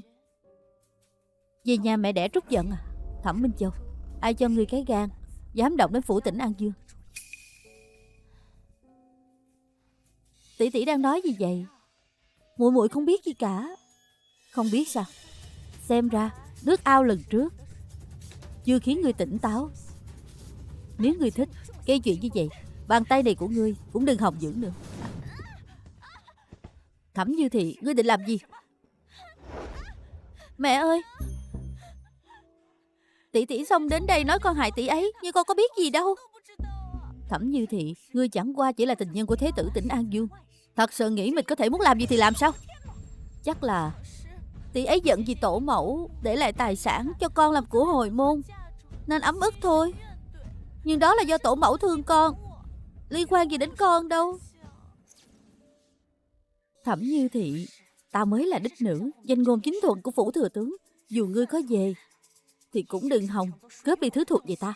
Thẩm Minh Châu, ngươi luôn miệng nói tổ mẫu thương ngươi, vậy sao ngay cả duy nguyện của tổ mẫu ngươi cũng không biết? Ngươi có ý gì?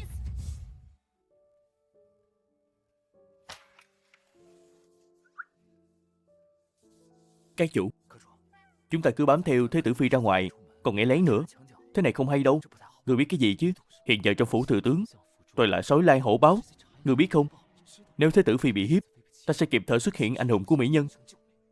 Phụ thân, đây là thư từ tổ mẫu gửi cho ta lúc sinh thời.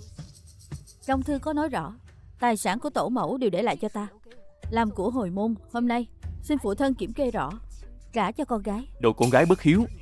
Ngươi tự hạ thấp bản thân làm tình nhân, ô nhục gia phong, còn dám dùng tài sản của tổ mẫu làm của hồi môn sao? Nhà họ Thẩm không có đứa con gái như ngươi. Phụ thân đầu óc lú lẫn rồi sao? Con gái đã nói rất nhiều lần rồi, ta là phu nhân, danh chính ngôn thuận của Quân Vô Hình, không phải tình nhân gì cả. Ta không tin. Đây chỉ là lời bạo chữa của ngươi. Đầu óc có vấn đề. Lời của ta phụ thân có thể không tin, vậy luật pháp các người phải tin chứ. Tấn Lục có ghi, nữ nhân mất chồng, con cái Và tài sản riêng có thể tự quyết định. Thứ tổ mẫu để lại là tài sản riêng của người. Nếu đã tặng cho ta, đừng nói là của hồi môn, dù có ném hết xuống sông thì cũng chẳng liên quan gì đến nhà họ Thẩm cả. Vậy tỷ tỷ cũng không thể chỉ dựa vào mấy tờ giấy này mà độc chiếm hết tài sản chứ. Nói không chừng đây là do tỷ ngụy tạo. Ta đã đoán được các người sẽ không thừa nhận. May mà tổ mẫu nhìn xa trông rộng. Thư từ các người có thể nói là giả mạo. Vậy bản di chúc do tổ mẫu tự tay viết này còn được nha môn Kinh Triệu Doãn lưu trữ và công chứng. Các người có dám nói là giả mạo không? Phụ thân là thừa tướng đương triều, quản lý luật pháp cả nước. Hãy nói cho con gái biết đại ấn của Kinh Triệu Doãn có hiệu lực pháp luật không? Không thể nào. Cái này đều là giả. Đây chắc chắn là do ngươi tự ý ngụy tạo, tự ý khắc ấn quan. Người đâu? Bắt Thẩm Như Thị lại cho ta. Dùng cực hình xử tử, còn gây ra đó làm gì mà bắt ả lại, đưa đến quan phủ. Ta xem ai dám.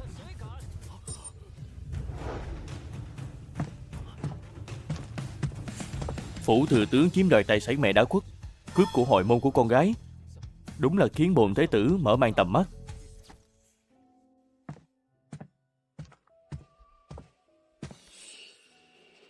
Thế tử ca ca, huynh nhất định phải phân xử giúp Minh Châu. Tỷ tỷ vì muốn giành tài sản của tổ mẫu, còn dám làm cổ tay ta bị thương. Hơn nữa, còn dám làm giả di chúc của tổ mẫu, tự ý khắc ấn quan. Đây là tội lớn quốc gia đó. Đúng là làm ô nhục danh dự phủ tỉnh An Dương. Cầu xin thế tử ca ca phải trừng trị nghiêm khắc, đuổi tỷ ra khỏi Dương phủ. Nhưng nếu như vậy, hậu viện của bồn thế tử sẽ chẳng còn ai nữa. Minh Châu bất tài, từ nhỏ đã ái mộ vẻ anh tuấn của huynh, nguyện vào phủ tận tâm hầu hạ. Dù chỉ là trắc phi cũng cam tâm tình nguyện. Trắc phi? Ngươi cũng xứng sao? Huynh,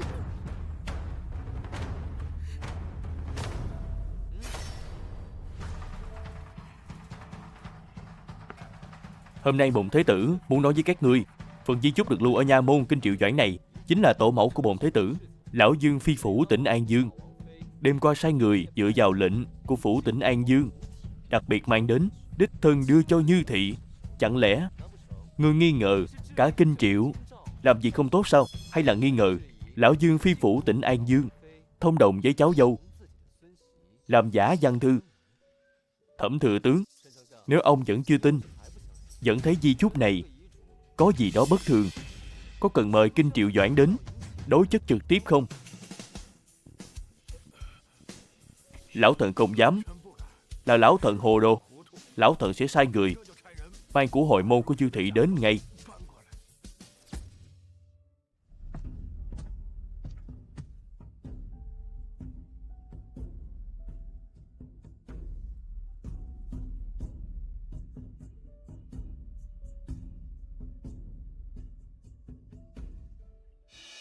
mẹ, may mà chúng ta đã giấu được một số đồ vật có giá trị trong kho nhỏ bên cửa phủ. Không thì hôm nay sẽ bị Thẩm Như Thị lấy hết mất. Tự cho mình là khôn. Nếu còn bất hiếu này tâu lên bệ hạ, bệ hạ sẽ nhìn ta thế nào? Giang võ bá quan sẽ nhìn ta ra sao? Ta còn làm thừa tướng được nữa không? Kìa, cha cũng không thể chỉ lo cho danh lợi của mình chứ. Nếu tất cả bảo bối này đều bị Thẩm Như Thị cướp mất, vậy sau này con và mẹ chẳng lẽ cứ dựa vào chút ít bổng lộc của cha để sống qua ngày sao? Con...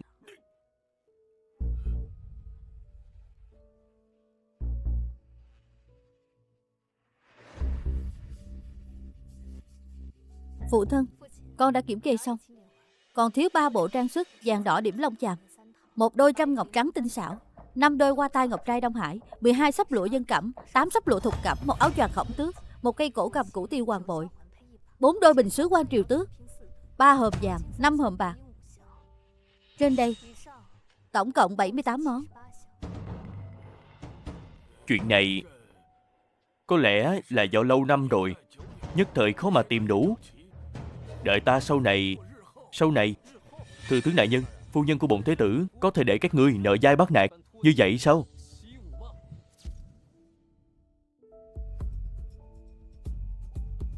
...78 món.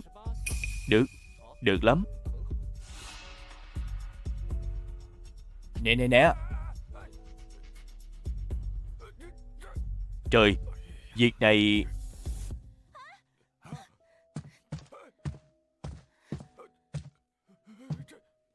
Đây chính là Bình Phủ Điêu Ngọc Trắng danh tiếng. Dù không phải của triều đình, nhưng chất ngọc rất đẹp. Hơn nữa, điều khắc không tệ. So với cặp bình sứ quan của phu nhân ta, có lẽ cũng tạm tạm chấp nhận được. Ta nghĩ, thừa tướng đại nhân, ông nên cắn răng từ bỏ, đền cho phu nhân ta đi. Nè.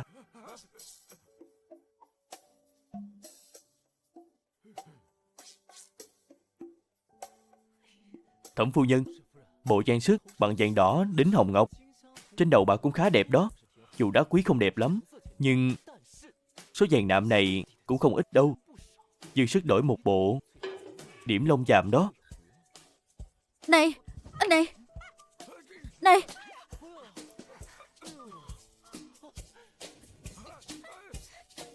Đưa đây cho ta.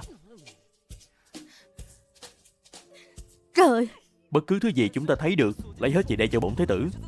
Dạ. không được mang đi. Dừng lại, bỏ xuống.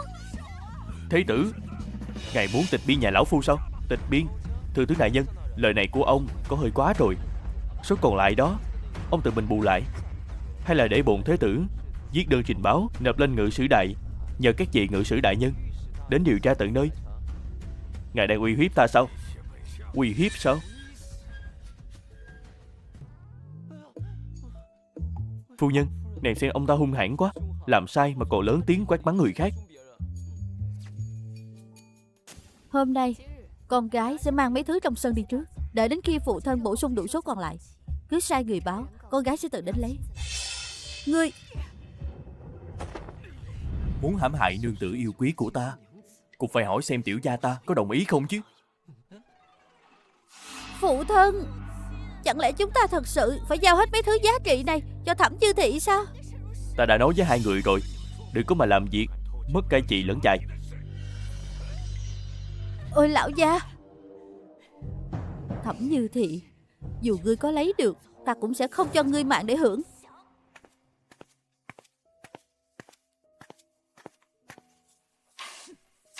Không ngờ phu phụ Thẩm Như Thị kia lại coi ngọc quý như rơm rác, coi mắt cá là trân châu. Đặc biệt là mẹ con lại đi giúp đỡ con của vợ cũ, đã bắt nạt con ruột của mình như thế này chứ. Tổ mẫu, bà ta không phải mẹ ruột của con. Con và Thẩm Minh Châu từ khi sinh ra đã bị bà ta đánh tráo rồi. Thì ra là vậy. Tổ mẫu, con nói cho người biết, nếu bây giờ người vẫn còn giận thì con sẽ đến phủ thừa tướng phá tan tành nhà họ. Cùng lắm thì đến cái lỗ chó con cũng giá luôn nha. Ê, kéo tôi lại làm gì? Phá xong rồi, sau đó thì sao? Để ngự sử hạch tội thế tử đánh qua triều đình, cộng thêm tội phá hủy phủ đệ à? Rồi để cả kinh thành cười nhạo phủ tỉnh An Dương chúng ta à? Ta chỉ không chịu nổi bọn họ nói nàng như vậy. Giả lại, ta trước giờ luôn là công tử ăn chơi mà. Có gì đâu chứ. Sao vậy? Thế tử đang bên vực ta sao? Bọn họ biết rõ này là người của ta, mà vẫn dám trắng trợn như vậy. Thật sự tưởng rằng phủ tỉnh An Dương không còn ai sao? Thế tử trước đó chẳng phải đã nói ta là đồ đanh đá sao? Sao bây giờ là nhận ta là người của chàng rồi?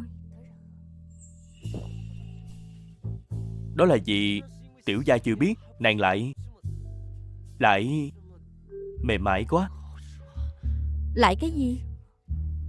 Vừa hung dữ vừa xinh đẹp. Tiểu gia ta miễn cưỡng thấy nàng cũng khá thú vị. Cũng khá thú vị. Phản ứng của thế tử cũng khá thú vị đó. Phản ứng dữ dội vậy sao? Phản ứng dữ vậy sao? Thế tử, chẳng lẽ chàng vẫn là trai tân hả? Nè, Thẩm Như Thị, Hả? đồ lưu manh. Tiểu thư, nô tỳ không thấy gì cả. Có chuyện gì sao? Phủ thừa tướng có tin báo Thẩm thừa tướng vừa mới được hoàng thượng triệu vào cung. Hình như là các chủ thính phong cát dân tấu hạch tội. Các chủ thính phong cát? Dạ. Ta vừa rời khỏi phủ thừa tướng, các chủ đã dân tấu hạ tội luôn rồi. Là trùng hợp ư?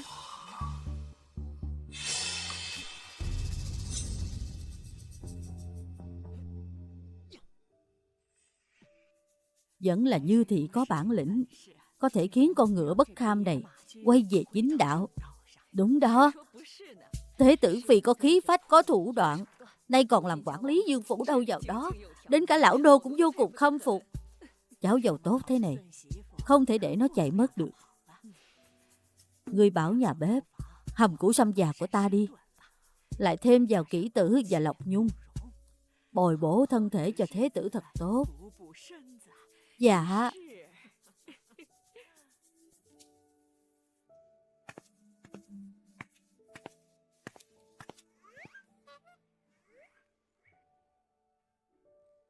Nàng gọi bổn thế tử đến, rốt cuộc có chuyện gì? Đây là cái gì? Đây là cái gì? Tổ mẫu thấy chàng luyện võ vất vả, đặc biệt sai người hầm canh dưỡng sinh cho chàng. Vậy tất nhiên không thể phụ tấm lòng của tổ mẫu. Tiệc mừng thọ của tổ mẫu sắp đến rồi. Bà ấy và trưởng công chúa rất thân. Chắc tiệc mừng thọ lần này trưởng công chúa cũng sẽ đến. Ta đặc biệt tìm được kiếm phổ trưởng công chúa tự sáng tạo, khi người theo tiên đế xuất chinh. Chàng phải luyện nó thật tốt trước bữa tiệc. Không luyện, không luyện. Nàng muốn ta luyện kiếm trước mặt bao người vậy sao? Bổn thế tử chẳng phải sẽ thành chậu cười sao? Trong phòng này có lò sưởi sao? Sao mà nóng như vậy? Thế tử ngoan, nếu chàng luyện thành thạo nó và biểu diễn thật hoàn hảo, và tiệc mừng thọ, ta sẽ thưởng chàng 100 lượng bạc. Thế nào? 100 lượng bạc? Ừ. Thật sao? Ta lừa chàng bao giờ chưa? Vậy nếu như ta làm tốt, chúng ta có thể đổi phần thưởng không? Thế tử muốn gì? Nếu như ta thành công, ta muốn nàng hôn ta một cái. Vậy chúng ta hứa vậy nha. Lạ thiệt, sao ta nóng thế này? Lạ thiệt, sao ta nóng thế này? Quân Vô Hình, chàng bình tĩnh đi. Hiện tại ta thật sự nóng không chịu nổi nữa. Này có thể giúp ta không? Chàng muốn ta giúp thế nào?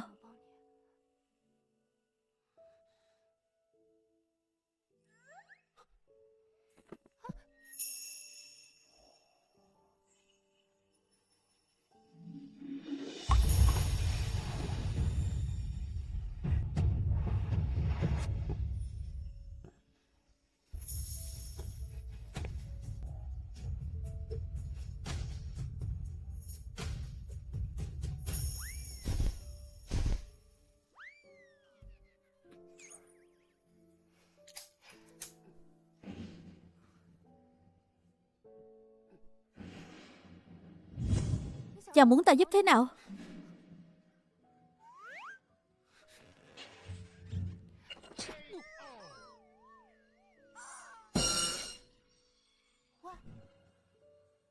Như thị, như thị, lão đại.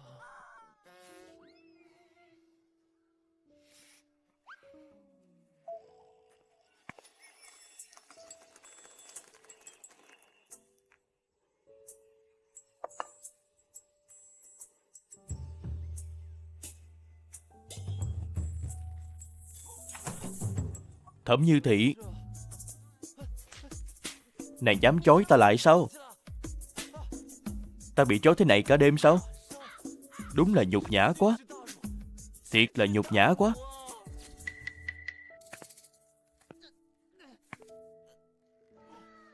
Làm gì vậy?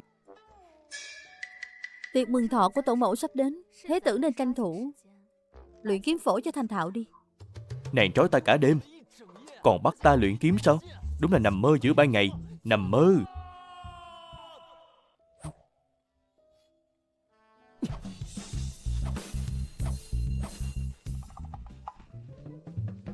Ôi, con đường theo đuổi vợ của thằng nhóc này còn dài lắm.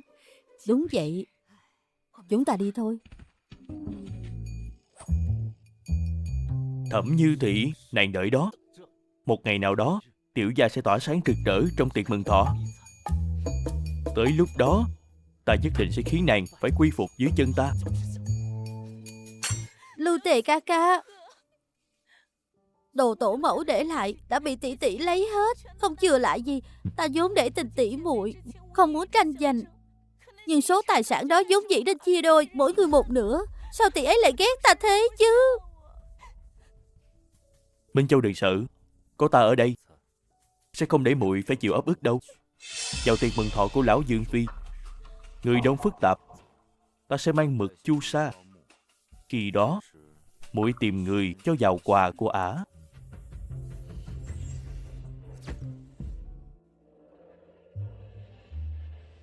Các vị, hôm nay là sinh thần của lão Dương Phi, được trưởng công chúa ghé thăm. Phủ tỉnh An Dương đúng là vinh hạnh. Giờ khắc này, mời các vị khách quý dâng quà mừng. Để tỏ tấm lòng, thứ tự trước sau xin cứ tùy ý.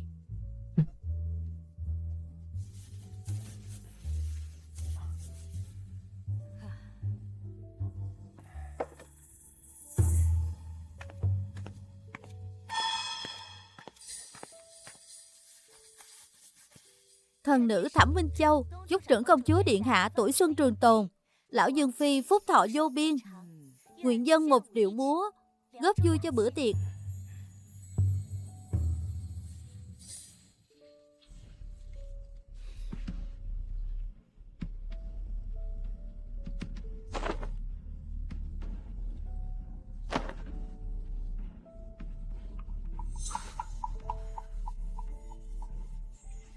Lại đây.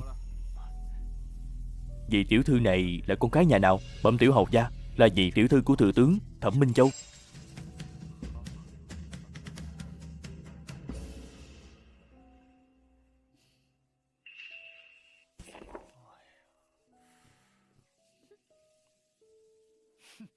Các chủ quả nhiên tinh mắt. Ta suýt nữa bị cái vẻ ngây ngơ giả tạo của Thẩm Minh Châu lừa rồi.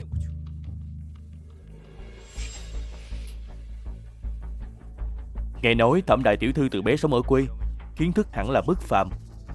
Không biết hôm nay đã chuẩn bị quà gì vậy? Cho mọi người mở mang tầm mắt đi.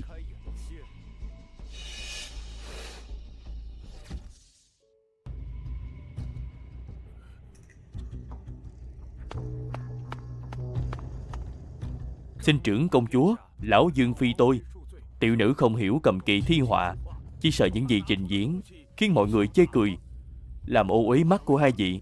Lão thần xin tạ tội thay tiểu nữ. Quá ra là loại không ra gì. Với thế tử ăn chơi kia đúng là một cặp trời sinh đó. Xem ra sau này phủ tỉnh An Dương sẽ thành phủ Dương gia chợ búa rồi.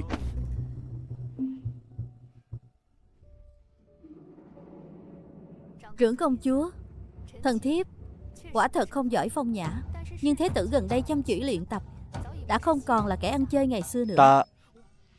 Nghe nói trưởng công chúa năm xưa từng theo tiên đế chinh chiến xa trường, một bộ kiếm pháp kinh hồng vang danh thiên hạ.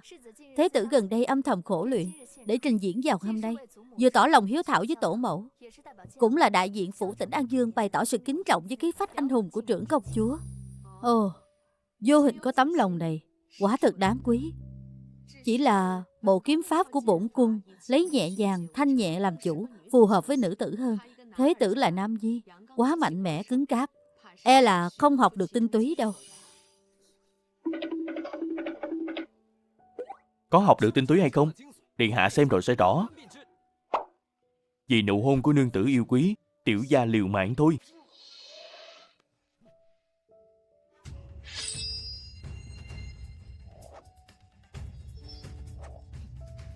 Bộ kiếm pháp này Quân vô hình mới luyện vài ngày, mà mỗi chiêu thức của chàng không hề giống người mới học. Chẳng lẽ sự ăn chơi của chàng đều là diễn sao?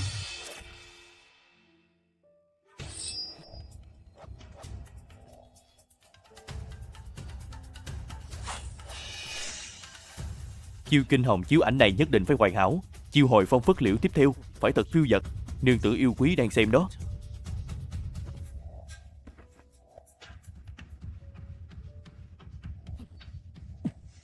Hay. Không thể ngờ thế tử lại luyện được tinh túy đó. Đương nhiên rồi, đây chính là các chủ đại nhân khiến con tâm phục khẩu phục đó.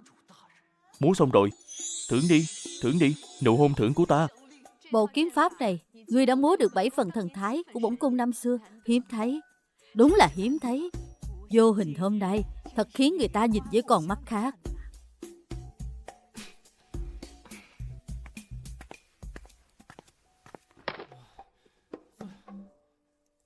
Lúc trước chàng luyện tập đâu có như vậy đâu.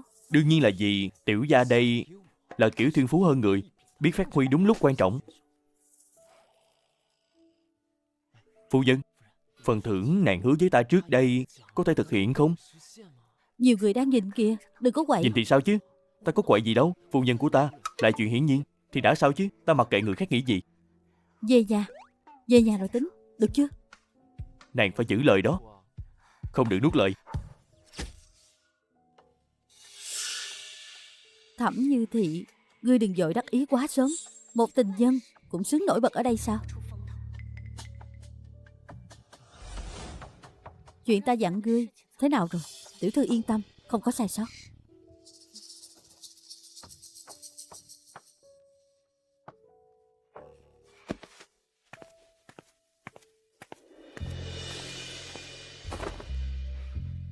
Trưởng công chúa đích thân đến làm rạng rỡ tiệc của tổ mẫu. Toàn bộ phủ tỉnh An Dương xin ghi lòng. Tổ mẫu dặn thần thiếp chuẩn bị thêm tấm lòng, mong điện hạ yêu thích.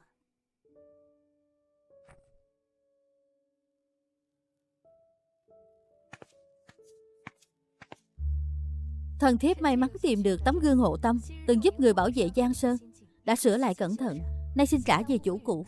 Mong nó có thể tái hiện phong thái anh dũng của người. Cũng chúc điện hạ mãi mãi xinh đẹp. Thứ này chẳng phải vài năm trước đã thất lạc trong trận chiến với Đại Yên sao? Sao lại ở trong tay nàng ấy? Với lại, làm sao nàng ấy biết đây là vật cũ của trưởng công chúa? Đây là bổn cung năm xưa.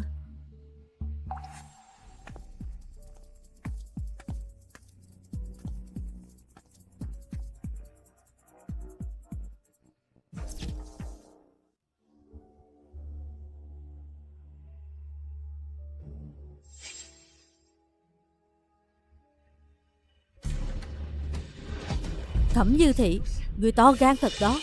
Người dám dùng vật ô uế này nguyền rủa bổn cung. Người đâu? Bắt nàng ta lại cho ta. Bẩm điện hạ, Di thần lấy tính mạng đảm bảo, Như Thị tuyệt đối sẽ không phạm thượng. Phải đó điện hạ, Như Thị biết giữ lễ, tuyệt đối không dâng vật nguyền rủa này trước mặt bao người đâu. Đây rõ ràng là có kẻ hãm hại.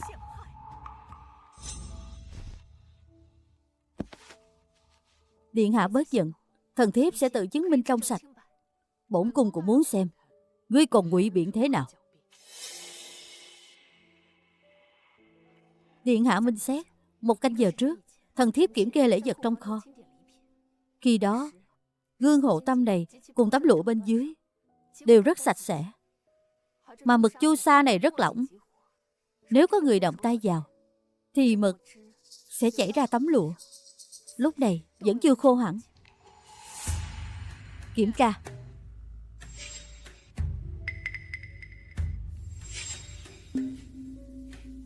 Mẫu thân, hãy để con kiểm tra cho công bằng.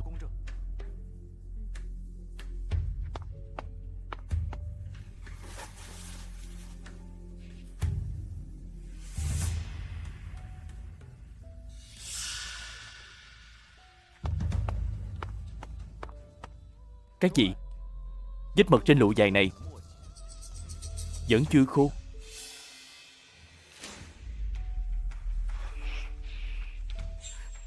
Đồ vô dụng. Nói tiếp đi. Thần thiếp đặt gương đồng đã được sửa vào hương lê trong màn, xông hơi 7 ngày 7 đêm để khử mùi máu tanh. Trên người thần thiếp và thị nữ đều dính mùi hương này. Vậy nên thần thiếp chắc chắn trên người kẻ tráo đổi đồ thật cũng dính mùi hương này.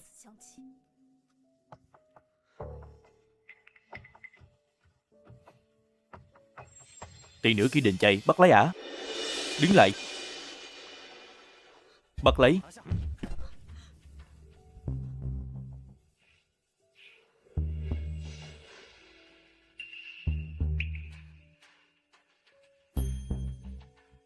Mẫu thân minh giám, mùi hương trên người nô tỳ này quả nhiên y hệt mùi hương trên người Thẩm tiểu thư. Tiện tỳ to gan, nói ai đã xúi giục ngươi?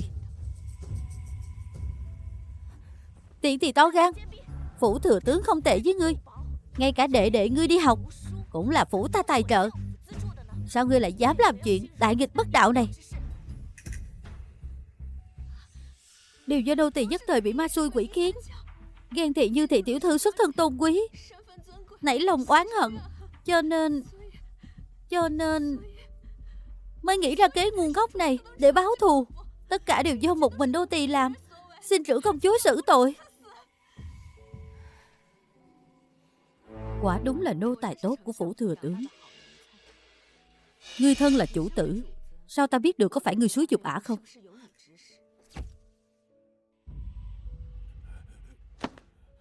Điện hạ minh xét, Minh Châu từ bé đã lương thiện, đến cả một con kiến cũng không nỡ giảm mất mạng, huống hộ là hại tỷ tỷ của nó. Đúng vậy điện hạ. Chuyện này nếu Thẩm Như thị không cố chấp, lấy thân phận tình nhân đến dự tiệc mừng thọ, thì sao lại gây ra quả này chứ? Xin điện hạ minh xét. Ý của phu nhân và thừa tướng là Thẩm Như thị là tình nhân của Vô Hình sao? Thân dạy con không tốt, khiến Như thị phẩm hạnh không đoan chính, xin điện hạ trách phạt. Hỗn xược. Tình nhân trong miệng các người chính là thế tử phi danh chính ngôn thuận của phủ tỉnh An Dương do chính bệ hạ đích thân ban hôn. Việc này làm sao đây? Điện hạ, người nói Như thị là thế tử phi sao? Thẩm thừa tướng, Thẩm phu nhân, theo bổn thế tử được biết, Như thị mới là con trụ của hai người, còn Thẩm nhị tiểu thư là con của ông và phu nhân trước. Hơn nữa Như thị là thế tử phi danh chính ngôn thuận của phủ tỉnh An Dương. Các người đối xử như vậy với con gái ruột của mình, còn ở đây suy đoán lung tung, tùy ý phỉ báng, làm chuyện săn bậy, còn ra thể thống gì? Thẩm thừa tướng, hai người thân là cha mẹ mà lại hồ đồ đến vậy, đến cả thân phận con gái ruột cũng không biết. Đúng là trò cười của thiên hạ.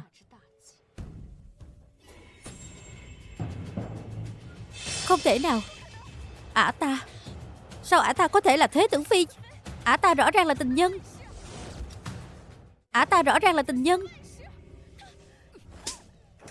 Hỗn xược. Chuyện công chúa đang ở đây, sao người dám đổi trắng thay đen, dù khống bừa bãi, thành danh thế tử phi, mà ngươi cũng dám bôi nhọ sao? Người đâu? Kéo Thẩm Minh Châu. Điện hạ, đều là lỗi của Lưu Tề. Hắn đã mua chuộc gia quà của thần thiếp. Nghe nói tỷ tỷ mấy hôm trước vào kinh đã làm Lưu công tử mất mặt ở Túy Xuân Lầu. Thế nên Điện hạ, không phải. Điện hạ, ai mang mực chu sa vào cung, hỏi người canh gác cung điện là sẽ rõ ngay thôi. Điện hạ. Thẩm Minh Châu, người dám phản bội ta? Đủ rồi. Người đâu? Lưu Tề công tử lòng dạ bất chính, hãm hại thế tử phi, tội ác tày trời. Kéo ra ngoài, đánh 50 trượng, đầy vào ngục, chờ định đoạt.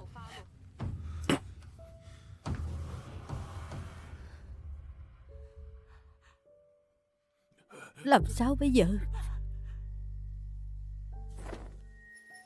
Thần thiếp còn có một việc kính mong trưởng công chúa làm chủ. Nói đi. Khi tổ mẫu của thần thiếp qua đời đã để lại di chúc, lấy toàn bộ tài sản riêng làm hồi môn, tặng cho thần thiếp. Nhưng vì một số nguyên nhân, của hồi môn đã giao cho phụ thân và mẫu thân tạm thời quản lý. Vì vậy ở đây, thần thiếp mong trưởng công chúa điện hạ ra mặt giúp thần thiếp trả lại đồ tổ mẫu để lại cho thần thiếp. Phủ thừa tướng của các người đúng là cho bổn cung một bất ngờ lớn quá.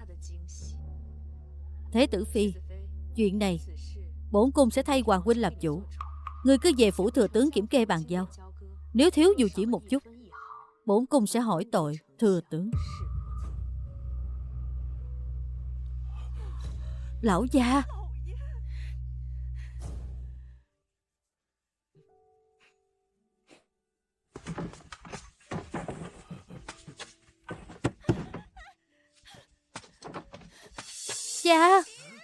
Cha cứ trơ mắt nhìn Thẩm Như thị Dọn sạch hết. Gia tài đi sao? Cha. Đây là lệnh do trưởng công chúa đích thân ban. Bệ hạ sủng ái trưởng công chúa, cả triều đều biết rõ. Sao? Con muốn cha đi trước rước họa hay sao? Hay muốn cha đánh cược công danh và tính mạng, chọc giận bệ hạ? Thẩm Như Thị bất hiếu với cha mẹ, không sợ trời phạt sao? Nếu sớm biết ngươi vô tình như vậy thì ngày xưa ta nên lấy mạng ngươi luôn. Phụ thân chỉ tin Thẩm Minh Châu. Khi phụ thân vì nó mà đánh ta, chẳng lẽ không lạnh lùng sao? Trong yến tiệc để che chở nó, đẩy ta ra chịu trách nhiệm, chẳng lẽ không vô tình sao? Tình thương tổ mẫu bao năm qua khiến ta còn chút hy vọng vào tình thân. Là ông trước giờ chỉ tin Thẩm Minh Châu để nó hại ta, sỉ nhục ta, thậm chí còn muốn lấy mạng ta, không phải sao? Nếu đã như vậy, mối tình thân này ta không cần nữa. Từ hôm nay, ta với phủ thừa tướng đoạn tuyệt quan hệ, không còn ly can.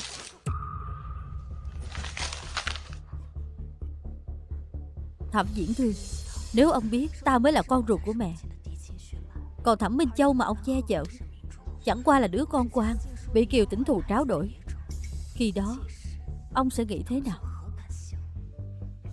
Ngươi...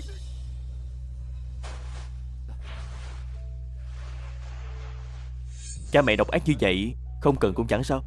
Sau này có bồn thế tử ở bên nàng.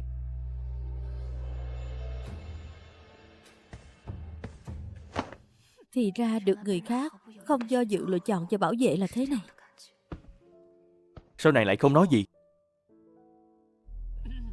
Có phải nàng phát hiện tiểu gia cũng khá đáng tin không? Đi thôi. Lần trước không diệt cỏ tận gốc để nó quay lại gây ra bao rắc rối, giờ đã đoạn tuyệt, nhưng không được chủ quan. Khó mà đảm bảo nó không lần ra manh mối gì. Lần này phải diệt cỏ tận gốc.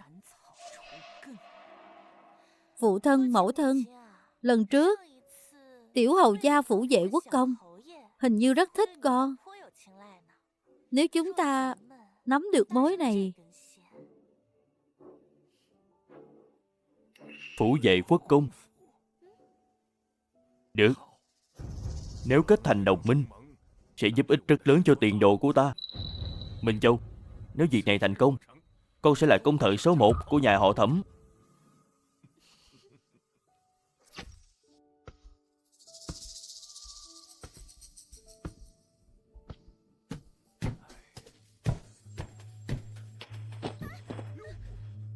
Tiểu thư, người...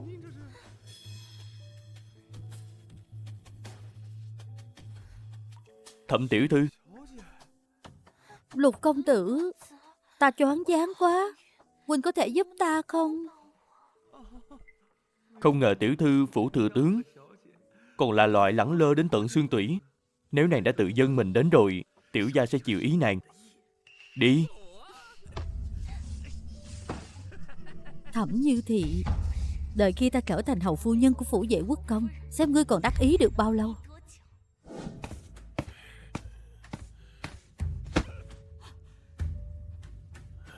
Lão gia, sao lại nổi giận vậy? Chẳng phải nhờ con gái ngoan của bà sao? Hôm nay bệ hạ trên triều lấy cớ vụ lùm xùm trong tiền mừng thọ, lại lật lại những tội lỗi của ta trước đây. Vài câu nói nhẹ nhàng đã tước mất mấy nhiệm vụ của ta rồi. Rõ ràng là muốn tước quyền của ta. Lại là con sao chổi đáng ghét này. Từ khi nó về, nhà ta chưa có một ngày được yên ổn cả. Vậy lão gia có cho rằng giờ phải làm sao đây? Thính Phong Cát như giỏi bám xương, liên tục đưa điểm yếu của ta cho bệ hạ. Nó còn một ngày, phủ thừa tướng ta càng gần ngày sụp đổ một ngày. Đúng là phải nghĩ kỹ, xem loại bỏ nó thế nào. Phụ thân, có lẽ con gái có thể giúp người. Thẩm thừa tướng,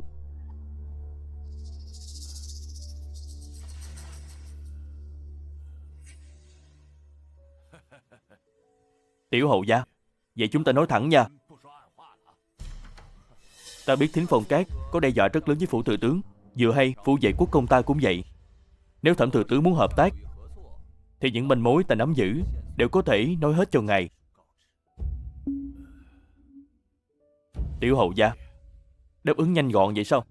Có điều ta còn muốn xin thừa tướng một người. Là ai vậy? Nhị tiểu thư của quý phủ, Thẩm Minh Châu.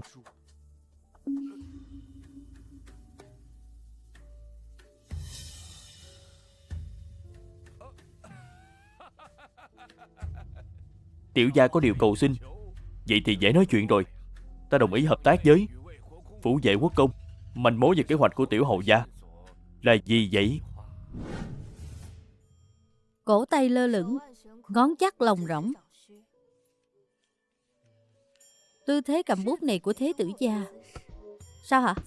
Muốn vào bếp nhào bột hay ra chuồng ngựa chải lông ngựa? Nè, thôi đủ rồi đó. Đã 2 canh giờ rồi. Tay của bổn thế tử bị chuột rút đây rồi. Vậy xem ra thế tử gia muốn ra tiệm cầm đồ dạo chơi.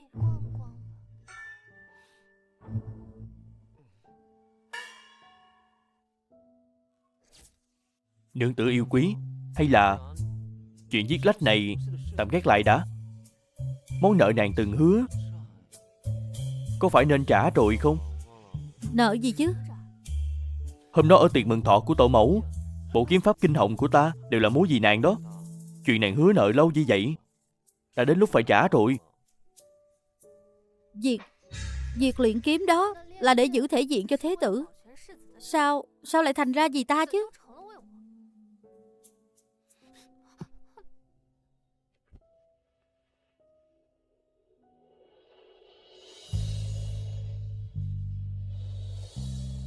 Kiếm pháp hôm đó của ta tuyệt diệu như vậy, đến cả trưởng công chúa còn khen.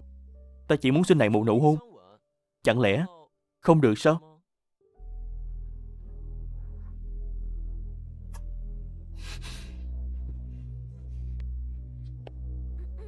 Được, giờ nợ đã trả xong, chàng có thể an tâm viết chữ rồi.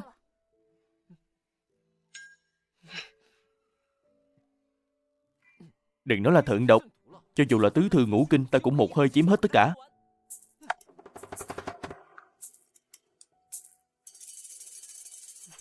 Được hôn rồi, được hôn thật rồi. Nữ tử yêu quý hôn ta rồi.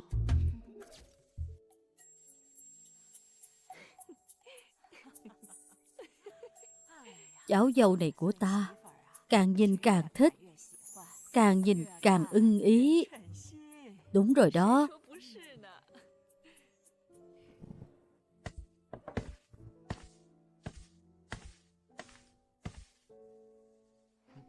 Trễ thế này rồi, thế tử không ở thư phòng nghỉ ngơi, tới phòng ngủ làm gì? À thì ta có thể dọn về phòng ngủ không? Nàng đừng nghĩ nhiều, ta không có ý gì khác đâu. Ta chỉ là cảm thấy từ sau sự cố lần trước, ta cứ ngủ mãi ở thư phòng. Nhớ đâu tổ mẫu mà biết được, tổ mẫu chắc chắn sẽ buồn lắm. Nếu nàng đồng ý thì ta có thể ngủ dưới đất.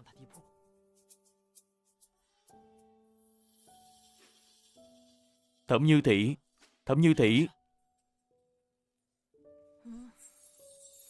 nàng có tên tự không? Tổ mẫu hồi trước gọi ta là Tiểu Như. A Như. Vậy từ nay ta sẽ gọi nàng là A Như. A Như, A Như, A Như, A Như, A Như, A Như, A Như. Ta đã đốt hương an thần, mau ngủ đi. A Như, đợi mọi việc kết thúc, nàng cứ ở bên cạnh ta, làm thế tử phi của ta, được không?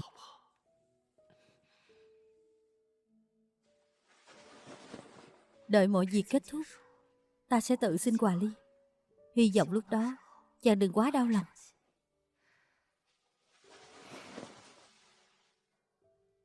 Thẩm Minh Châu, nghe nói ngươi đã dựa vào Lục Xuyên, đừng làm ta thất vọng đó.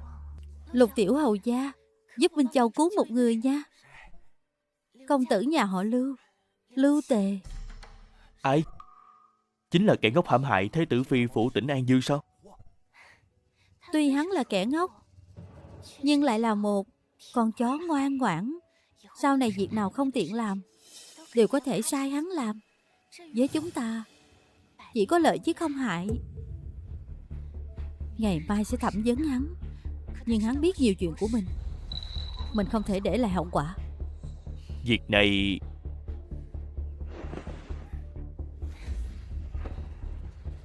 Nếu tối nay Minh Châu khiến ta vui vẻ thì có thể suy xét.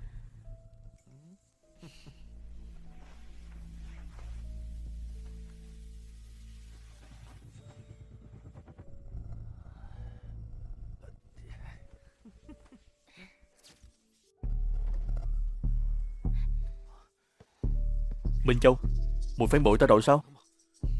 Sao còn cứu ta? Lưu Tề ca ca, huynh thật sự hiểu lầm ta rồi. Ta chỉ biết cách này mới cứu được huynh, mới đẩy huynh ra. Như vậy thì cả hai ta đều sẽ bình an vô sự. Thật sao? Đều là ta đã trách lầm muội. Ngục hoàng gia canh gác nghiêm ngặt, sao muội cứu ta ra được vậy? Ta đã gian sinh phụ thân, dùng mối quan hệ ở hình bộ. Lão cáo già Thẩm Diễn Thương đó sao dám mạo hiểm vì mình chứ? May mà mình đã tìm được hầu gia. Ta đã tốn bao công sức mới cứu được huynh ra khỏi ngục. Mạng của huynh đừng để ta phí công nha.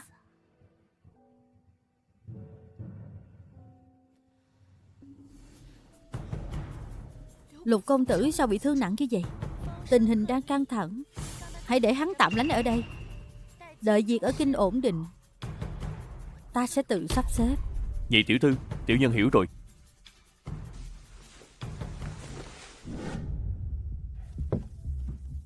Các chủ, Lưu Tề đã được người của phủ vệ quốc công cứu ra khỏi ngục rồi. Phủ vệ quốc công? Phải.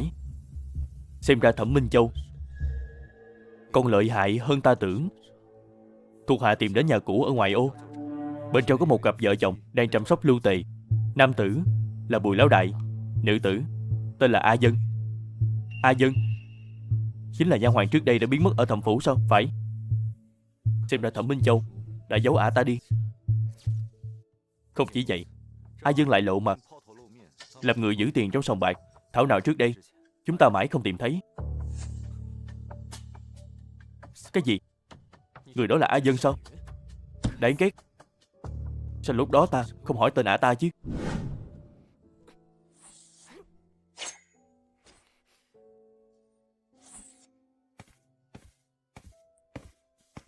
Thính Phong Cát gửi đến. Họ nói các chủ của họ đang đợi người ở cửa sau.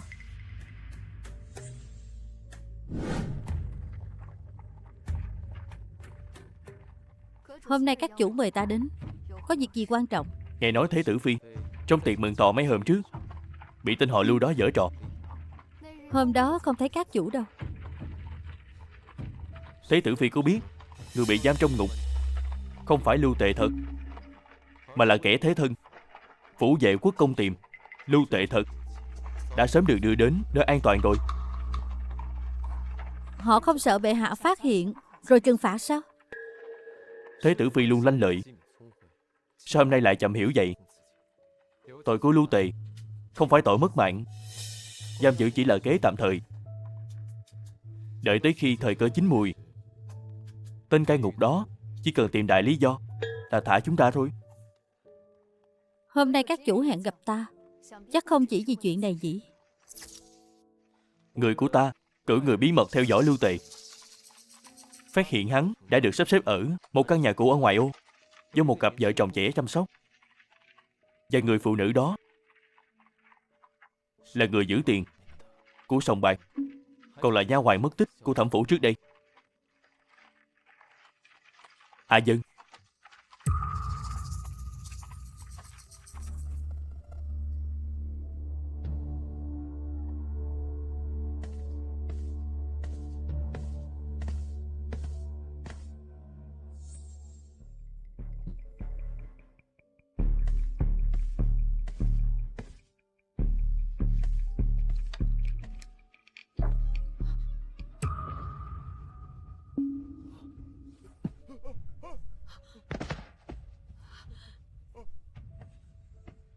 Các ngươi muốn gì?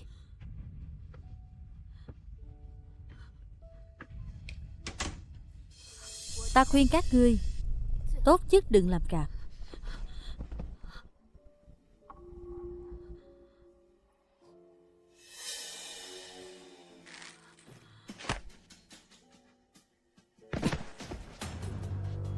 Ta hỏi ngươi, tổ mẫu của ta, lão phu nhân nhà họ Thẩm, rốt cuộc tại sao lại mất mạng? Thì ra đại tiểu thư đã trở về.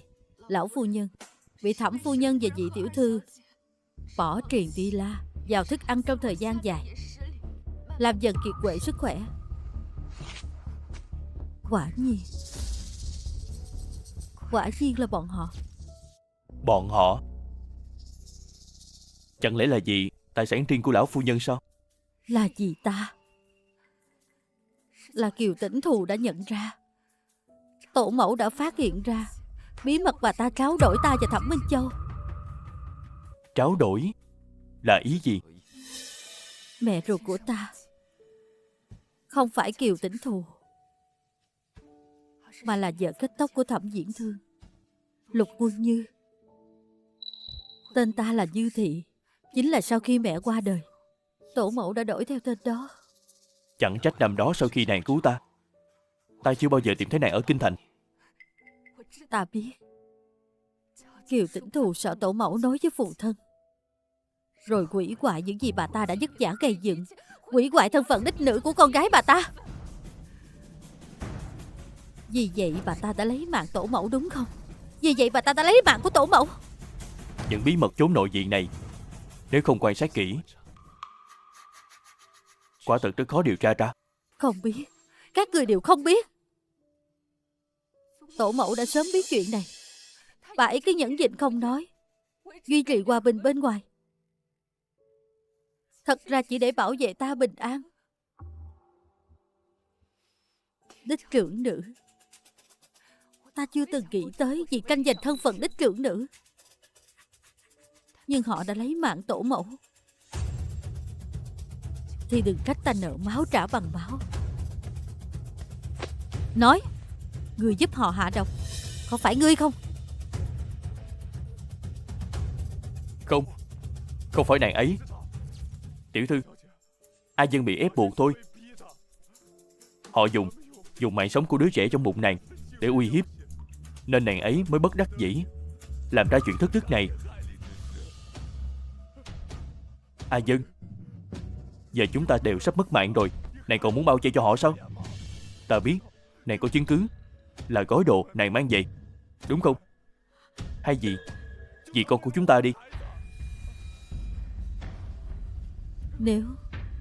Nếu nô tỳ có cách lập công chuộc tội, người có đồng ý tha cho gia đình nô tỳ không?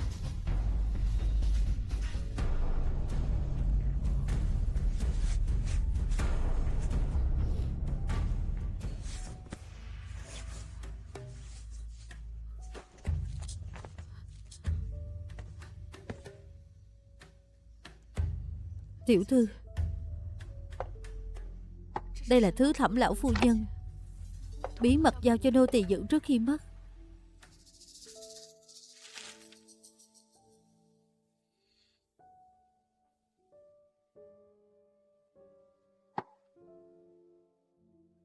Cháu gái Dư Thị thấy chữ như gặp mặt. Ngọc bội này là vật gia truyền bên ngoại của mẹ con. Nhỏ máu của người ruột thịt lên sẽ ngưng tụ không tan. Nếu không có huyết thống, máu sẽ trượt đi. Sau này nếu cần chứng minh thân phận với người đời, vật này chính là bằng chứng thép. Tổ mẫu già rồi, chỉ mong con đừng bị hận thù ràng buộc. Thằng nhóc nhà họ Quân phẩm hạnh lương thiện, là người có thể gửi gắm cả đời. Mong con được tự do hạnh phúc.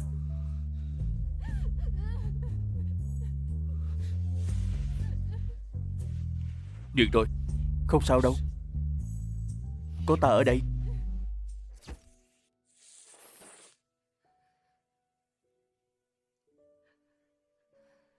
Ta hỏi các ngươi có muốn thầy ta tiếp tục ở đây quan sát không? Ta sẽ bảo vệ các ngươi an toàn.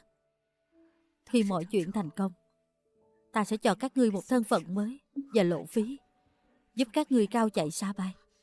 Tạ ơn đại tiểu thư. Người này ta sẽ đưa đi luôn. Các ngươi biết rõ điều gì nên nói, điều gì không nên nói chứ? Dạ.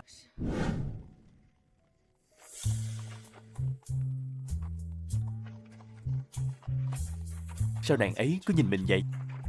Chẳng lẽ đã phát hiện gì sao? Hay là y phục hôm nay của ta có gì đó không ổn? Các chủ có thích đốt hương không? Thỉnh thoảng dùng chút. Sao ngươi lại hỏi vậy?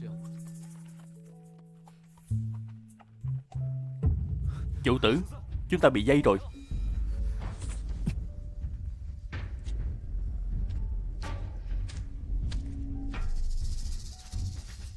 Thính phòng các chủ, Thế tử phi, lâu rồi không gặp. Không biết kế, dụ địch vào bẫy, bắt địch trong tay của ta. Hai vị có hài lòng không?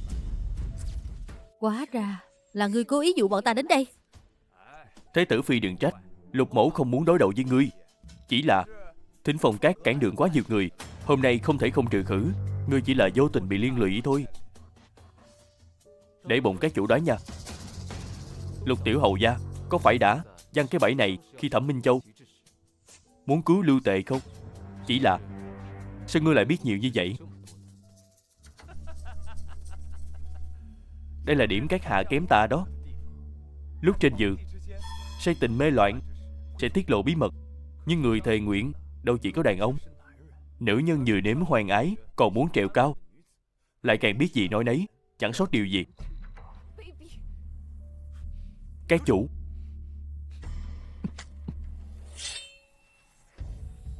tập hợp tất cả nhân lực đi theo Hạ Lưu, nhanh lên. Dạ.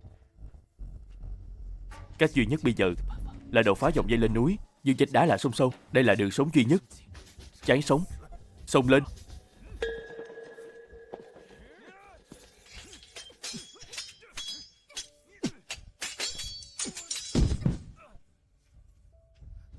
Đi, đuổi theo.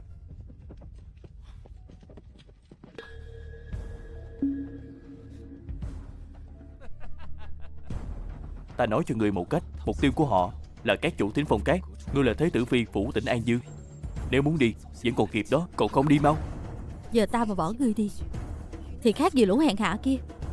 Hôm nay hoặc cùng rút, hoặc cùng nhảy giật. Cẩn thận, cẩn thận.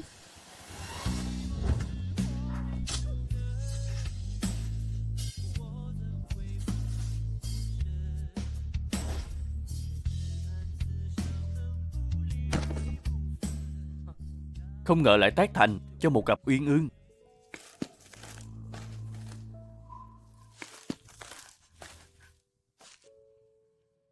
Sao hơi thở lại yếu ớt thế này? Phải hô hấp nhân tạo ngay. Nhưng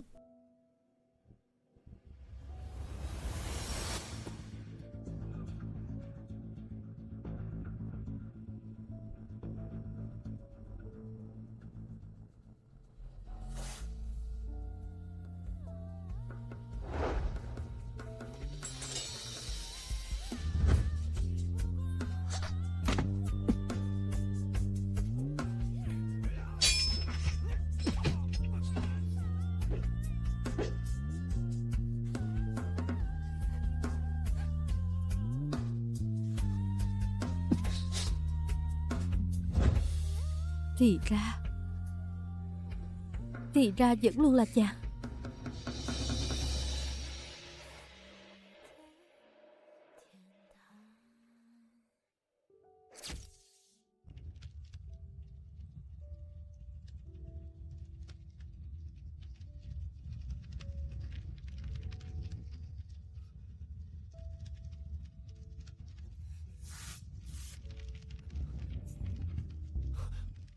Trùng hợp thật đó.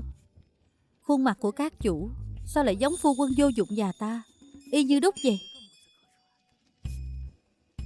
Ta không cố ý giấu nàng đâu. Nếu ta nhớ không lầm, lần đầu chàng lấy thân phận các chủ gặp ta, ta đã vào Dương phủ rồi. Khi lúc đó chàng cũng không biết ta sao? Nương tử yêu quý, ta thật sự biết lỗi rồi.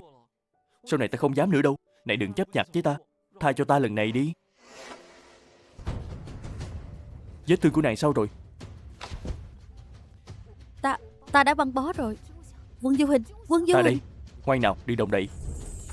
Để ta xem có nặng không.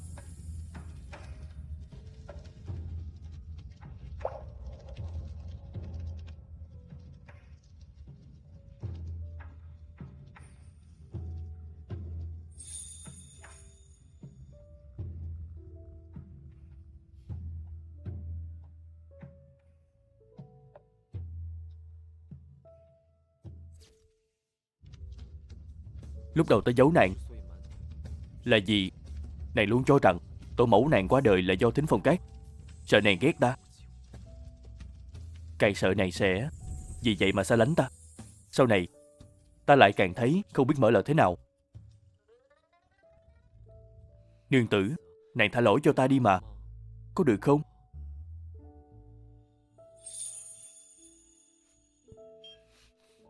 Nương tử, nàng tha thứ cho ta đi. Nương tử tốt nhất trên đời. Nương tử yêu quý ơi. Các chủ, Thế tử phi. Tên Dung Ảnh này đến lúc nào không đến, lại tới đúng lúc này. Đúng lúc thiệt đó.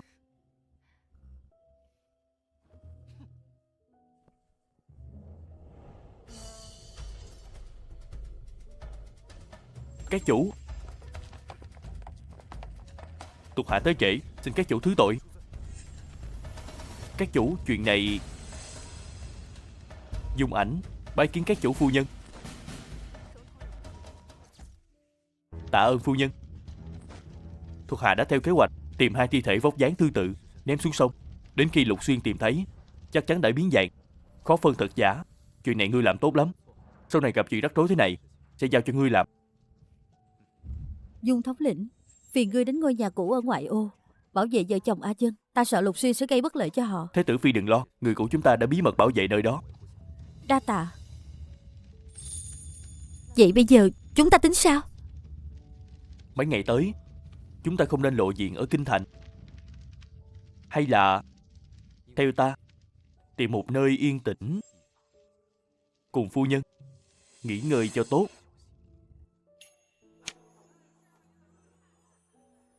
Nơi yên tĩnh chàng nói là Túy Xuân Lầu sao? Đúng là có một không hai. Túy Xuân Lầu là nơi tốt để thu thập tin tức. Chẳng lẽ nàng nghĩ tiểu gia mua lại nơi này chỉ để ăn chơi thôi chắc? Làm tốt lắm. Ai Như khen mình kìa.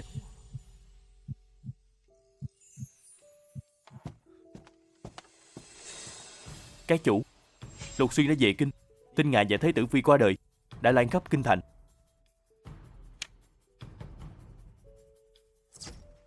Trong triều có tin tức gì không?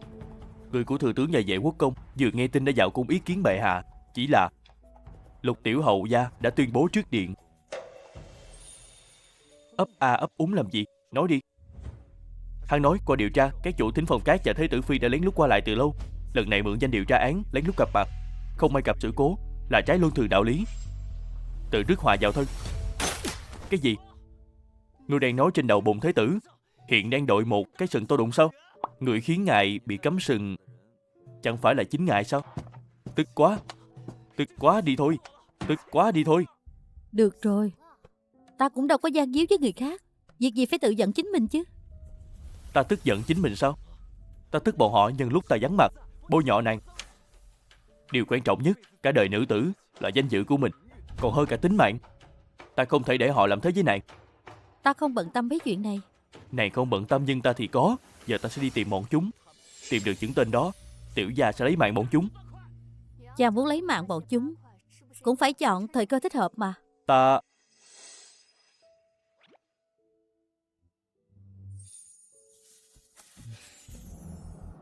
Tội chứng của hai đảng Thẩm Lục, Thính Phong Cát đã thu thập đủ rồi. Tiếp theo nàng định làm gì?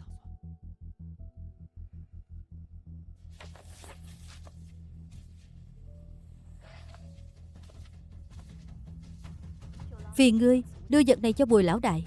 Hắn biết phải làm gì. Dạ.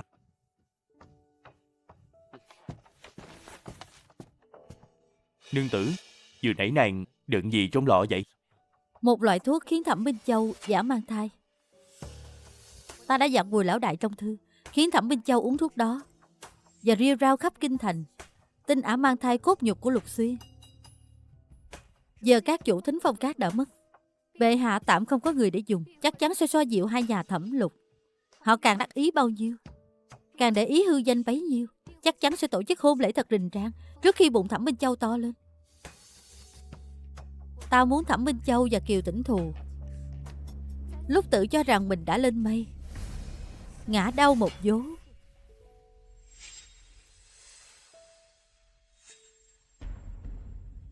Chàng có phải thấy ta quá tàn nhẫn không? Quân Vô Hình, lần này ta tới đây vốn để điều tra chuyện của tổ mẫu và báo thù cho người. Ta vốn chẳng phải người lương thiện gì. Họ 5 lần 7 lượt hãm hại nàng, giờ có kết cục như vậy đều là tự chuốc lấy.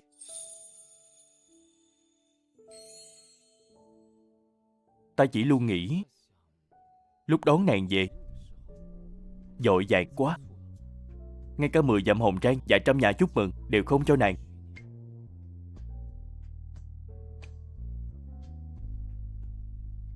Giả như chỉ có hai ta sống cuộc đời bình dị thì tốt biết mấy.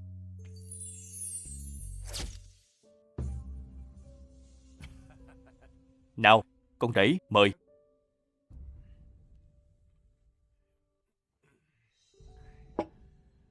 Vài ngày nữa thôi là ngày Tiểu hầu gia thành hôn với Minh Châu.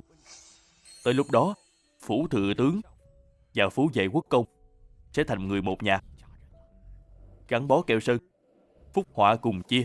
Nhạc phu đại nhân nói sai rồi. Nếu Thính Phong Các chủ đã mất mạng, từ nay trên triều đình không ai cản được chúng ta nữa. Về sau chỉ có phú quý vinh quang thôi. Nào, nhạc phụ đại nhân, con rể nói đúng. Nào. Quân cờ vô dụng lưu tề đó, con đã bảo vợ chồng A Dân lấy mạng hắn. Sau khi mọi chuyện thành công, sẽ xử vợ chồng A Dân luôn.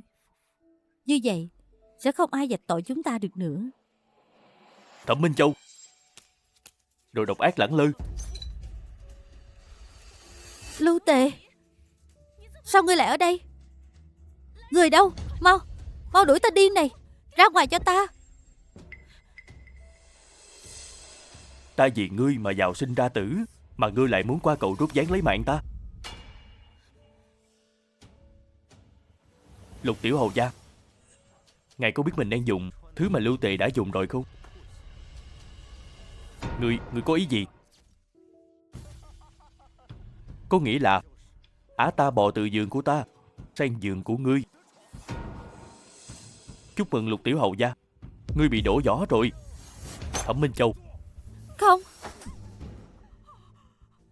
Ngươi dám để phú vệ quốc công đổ vỏ sao? Không phải vậy đâu, không phải đâu. Lục Xuyên ca ca, đứa bé là của huynh, huynh phải tin ta. Thôi đi, đừng biện minh nữa.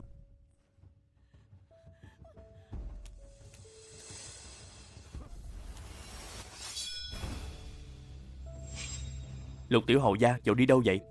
Không thể nào, các ngươi mất mạng rồi mà. Được lắm, quả nhiên các ngươi đã dàn díu với nhau. Nếu truyền về phủ tỉnh An Dương, các ngươi không biết Dương phủ sẽ xử lý thế nào sao? Xử lý sao? Phải xử lý loại sâu bọ của đất nước như các ngươi chứ. Hôm nay bổn các chủ sẽ cho ngươi ra đi rõ ràng.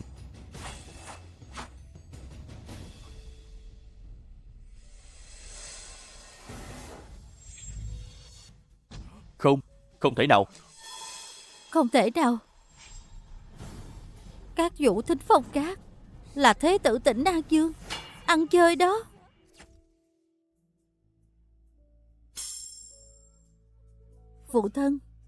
Phụ thân còn nhớ vật này không? Ngọc bội gia truyền nhà mẹ đẻ Quân Như sao lại ở trong tay ngươi? Ngọc bội gia truyền.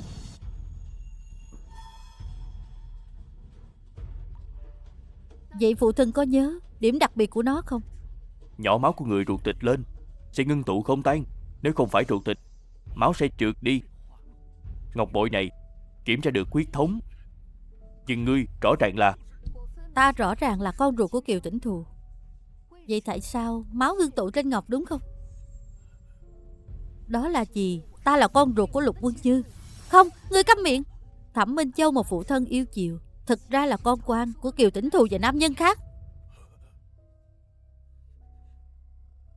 Không thể nào. Không thể nào. Thẩm Như Thị, ngươi nói bậy. Không chỉ vậy, ngay cả chuyện tổ mẫu ra đi cũng do mẹ con họ làm. Chỉ vì tổ mẫu đã phát hiện bọn họ đổi trắng thay đen, ngươi ngậm máu phun người. Thẩm Như Thị vu khống mẹ ruột, tội đáng chém. Mẹ ruột, ngươi cũng xứng ư?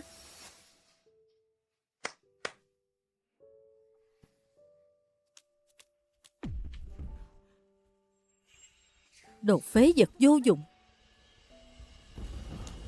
Ngươi là nha hoàn bên cạnh mẫu thân mà. Lão già là phu nhân và vị tiểu thư dùng đứa con trong bụng đô tỳ để uy hiếp, ép đô tỳ bỏ Truyền Ti La vào đồ ăn của lão phu nhân. Tích tụ ngày qua ngày mới khiến lão phu nhân dần dần suy kiệt. Không thể nào. Điều này không thể nào. Không thể nào. Ông là thừa tướng đương triều, quản gia không tốt, trị quốc vô năng. Linh hồn tổ mẫu và mẫu thân trên trời chắc chắn rất thất vọng. Không thể nào. Không thể nào. Thẩm Minh Châu, cầu tiền đồ không phải lỗi của ngươi, tráo đổi cuộc đời không phải ý của ngươi. Ta chưa từng trách ngươi, cũng chưa hề tranh giành với ngươi, nhưng ngươi tuyệt đối không nên cùng Kiều Tĩnh Thù hạ độc lấy mạng tổ mẫu. Ngươi tự hỏi lương tâm đi. Tổ mẫu luôn biết rõ ngươi không phải máu mủ của nhà họ Thẩm, nhưng người không hề bạc đãi ngươi, không phải sao? Thẩm Như Thị, ngươi đừng có đắc ý. Minh Châu đang mang cốt nhục của phủ vệ quốc công. Bọn ta chưa thua đâu. Đúng, ta đang mang cốt nhục của phủ vệ quốc công. Đứa bé đó chỉ là tác dụng của thuốc giả mang thai thôi.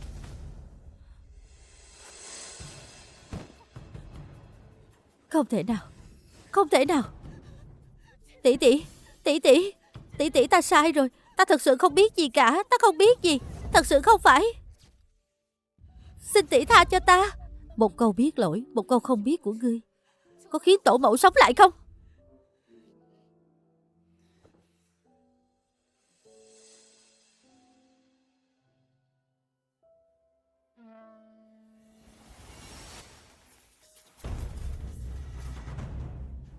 Giải bọn phạm nhân này vào ngục hoàng gia. Dạ.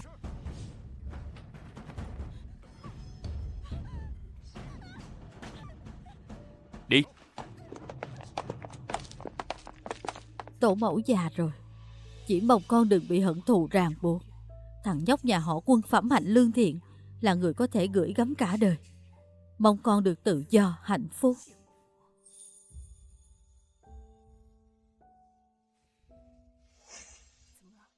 Ta biết nàng đến kinh thành là để điều tra chuyện của tổ mẫu và báo thù cho người. Giờ đây thù đã được báo. Có phải nàng là sẽ rời đi không? Sao chàng lại đột nhiên nói vậy? Ta biết trước đây nàng thành hôn với ta là vì đã giao dịch với tổ mẫu của ta. Kể cả là vì ta, nàng có thể tiếp tục ở lại Dương Phủ không?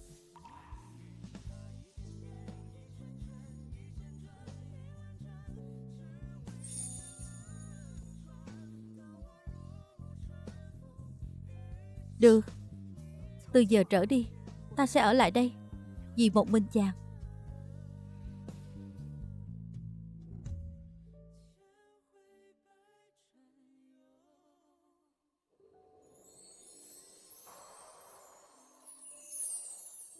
Thánh chỉ đến. Phụng thi thừa giận hoàng đế chiếu giết. Thừa tướng Thẩm Viên Thương, Lục Xuyên phủ vệ quốc công, kết bè kèo phái tham ô trục lợi, hãm hại trung lương, tội chứng xác thực. Nay cách chức hai người này, giáng làm thứ dân, lập tức xử trảm, lấy đó làm gương.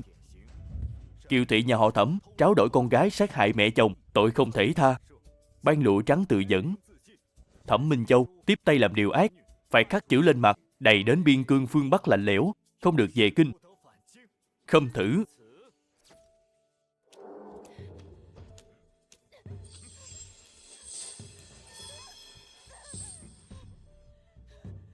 Xiềng xích rồi cũng có ngày tháo, ràng buộc trong tim không thể nhạt phai. Thẩm Minh Châu, Ngươi hãy dùng đau khổ cả đời để chuộc tội đi.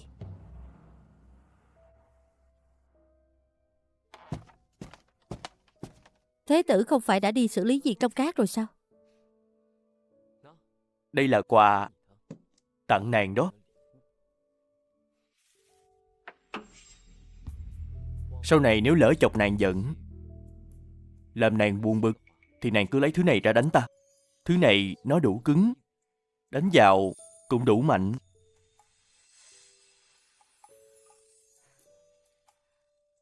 Đang yên đang lành, tặng cái này làm gì? Chỉ là muốn nói cho nàng biết, ta thật lòng muốn cùng nàng sống hạnh phúc. Từ nay về sau, dù nàng nói gì, ta cũng nghe theo nàng.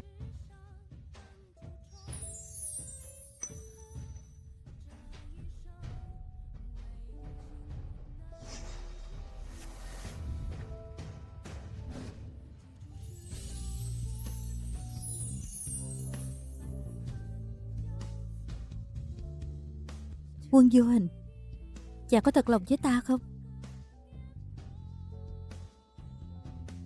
Ta đưa nàng tới một nơi chứng minh tấm lòng của ta.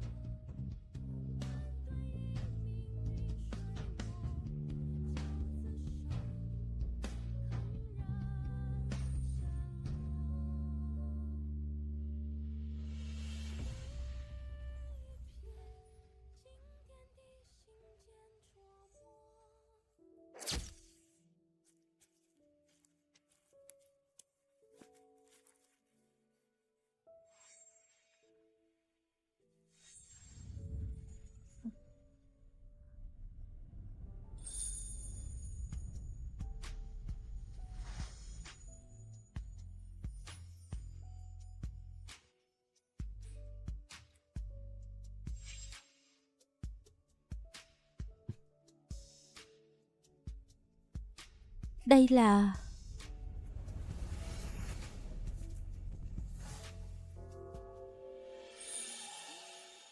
Ngày đó lụi đỏ trói tay, ép bái thiên địa, đón nàng về, không phải ý muốn của ta. Ta biết khi đó nàng chỉ phá án, còn ta cũng vì che đậy.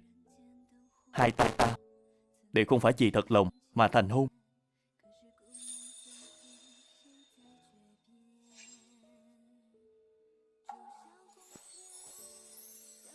Nhưng hôm nay,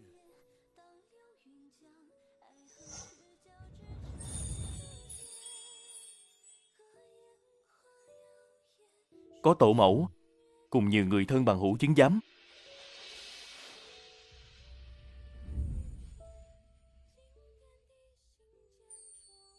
Như Thị, nàng có bằng lòng bỏ lại quá khứ, lấy thân phận Thẩm Như Thị và Quân Vô Hình gả cho ta lần nữa không? Lần này không có âm mưu, không có giao dịch, chỉ có nàng muốn gả và ta muốn lấy.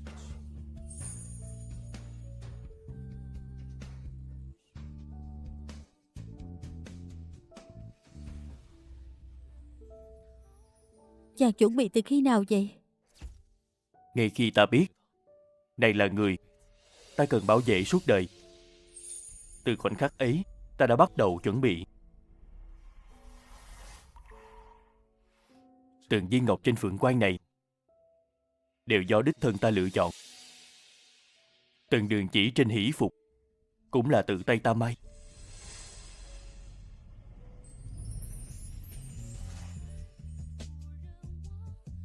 Còn cả cây trăm sen liền cành này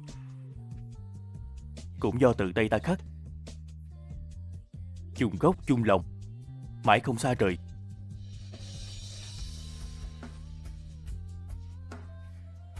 Ta đồng ý.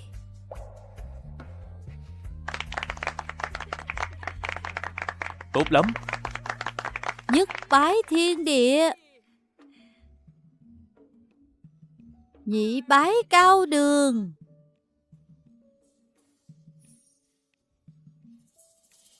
phu thê giao bái,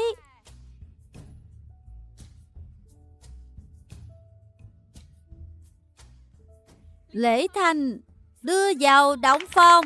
Hay lắm. Chúc mừng. Hay lắm.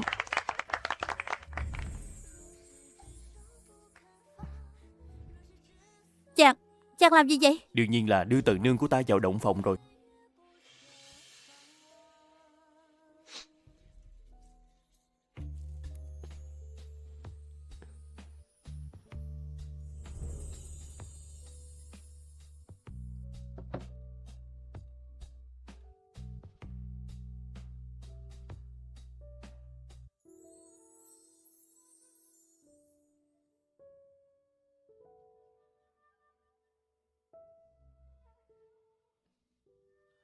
Nặng không?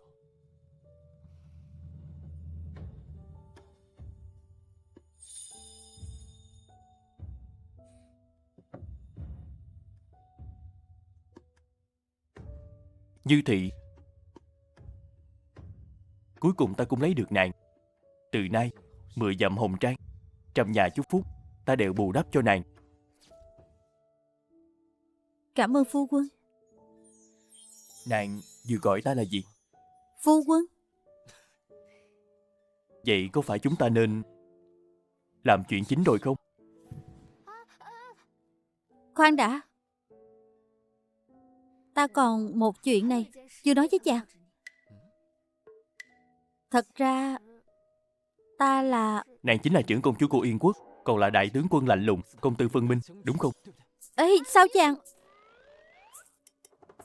À, phải rồi. Chàng là cát chủ thích phong cát, biết hết chuyện trên thiên hạ. Nhưng mà... sao ta cứ thấy... chàng còn giấu ta chuyện gì đó. Đúng vậy, còn một chuyện nữa. Nàng có nhớ hồi nhỏ nàng chơi trò vào một con hẻm, đã cứu một cậu bé không? Cuối cùng còn muốn làm lão đại của người ta.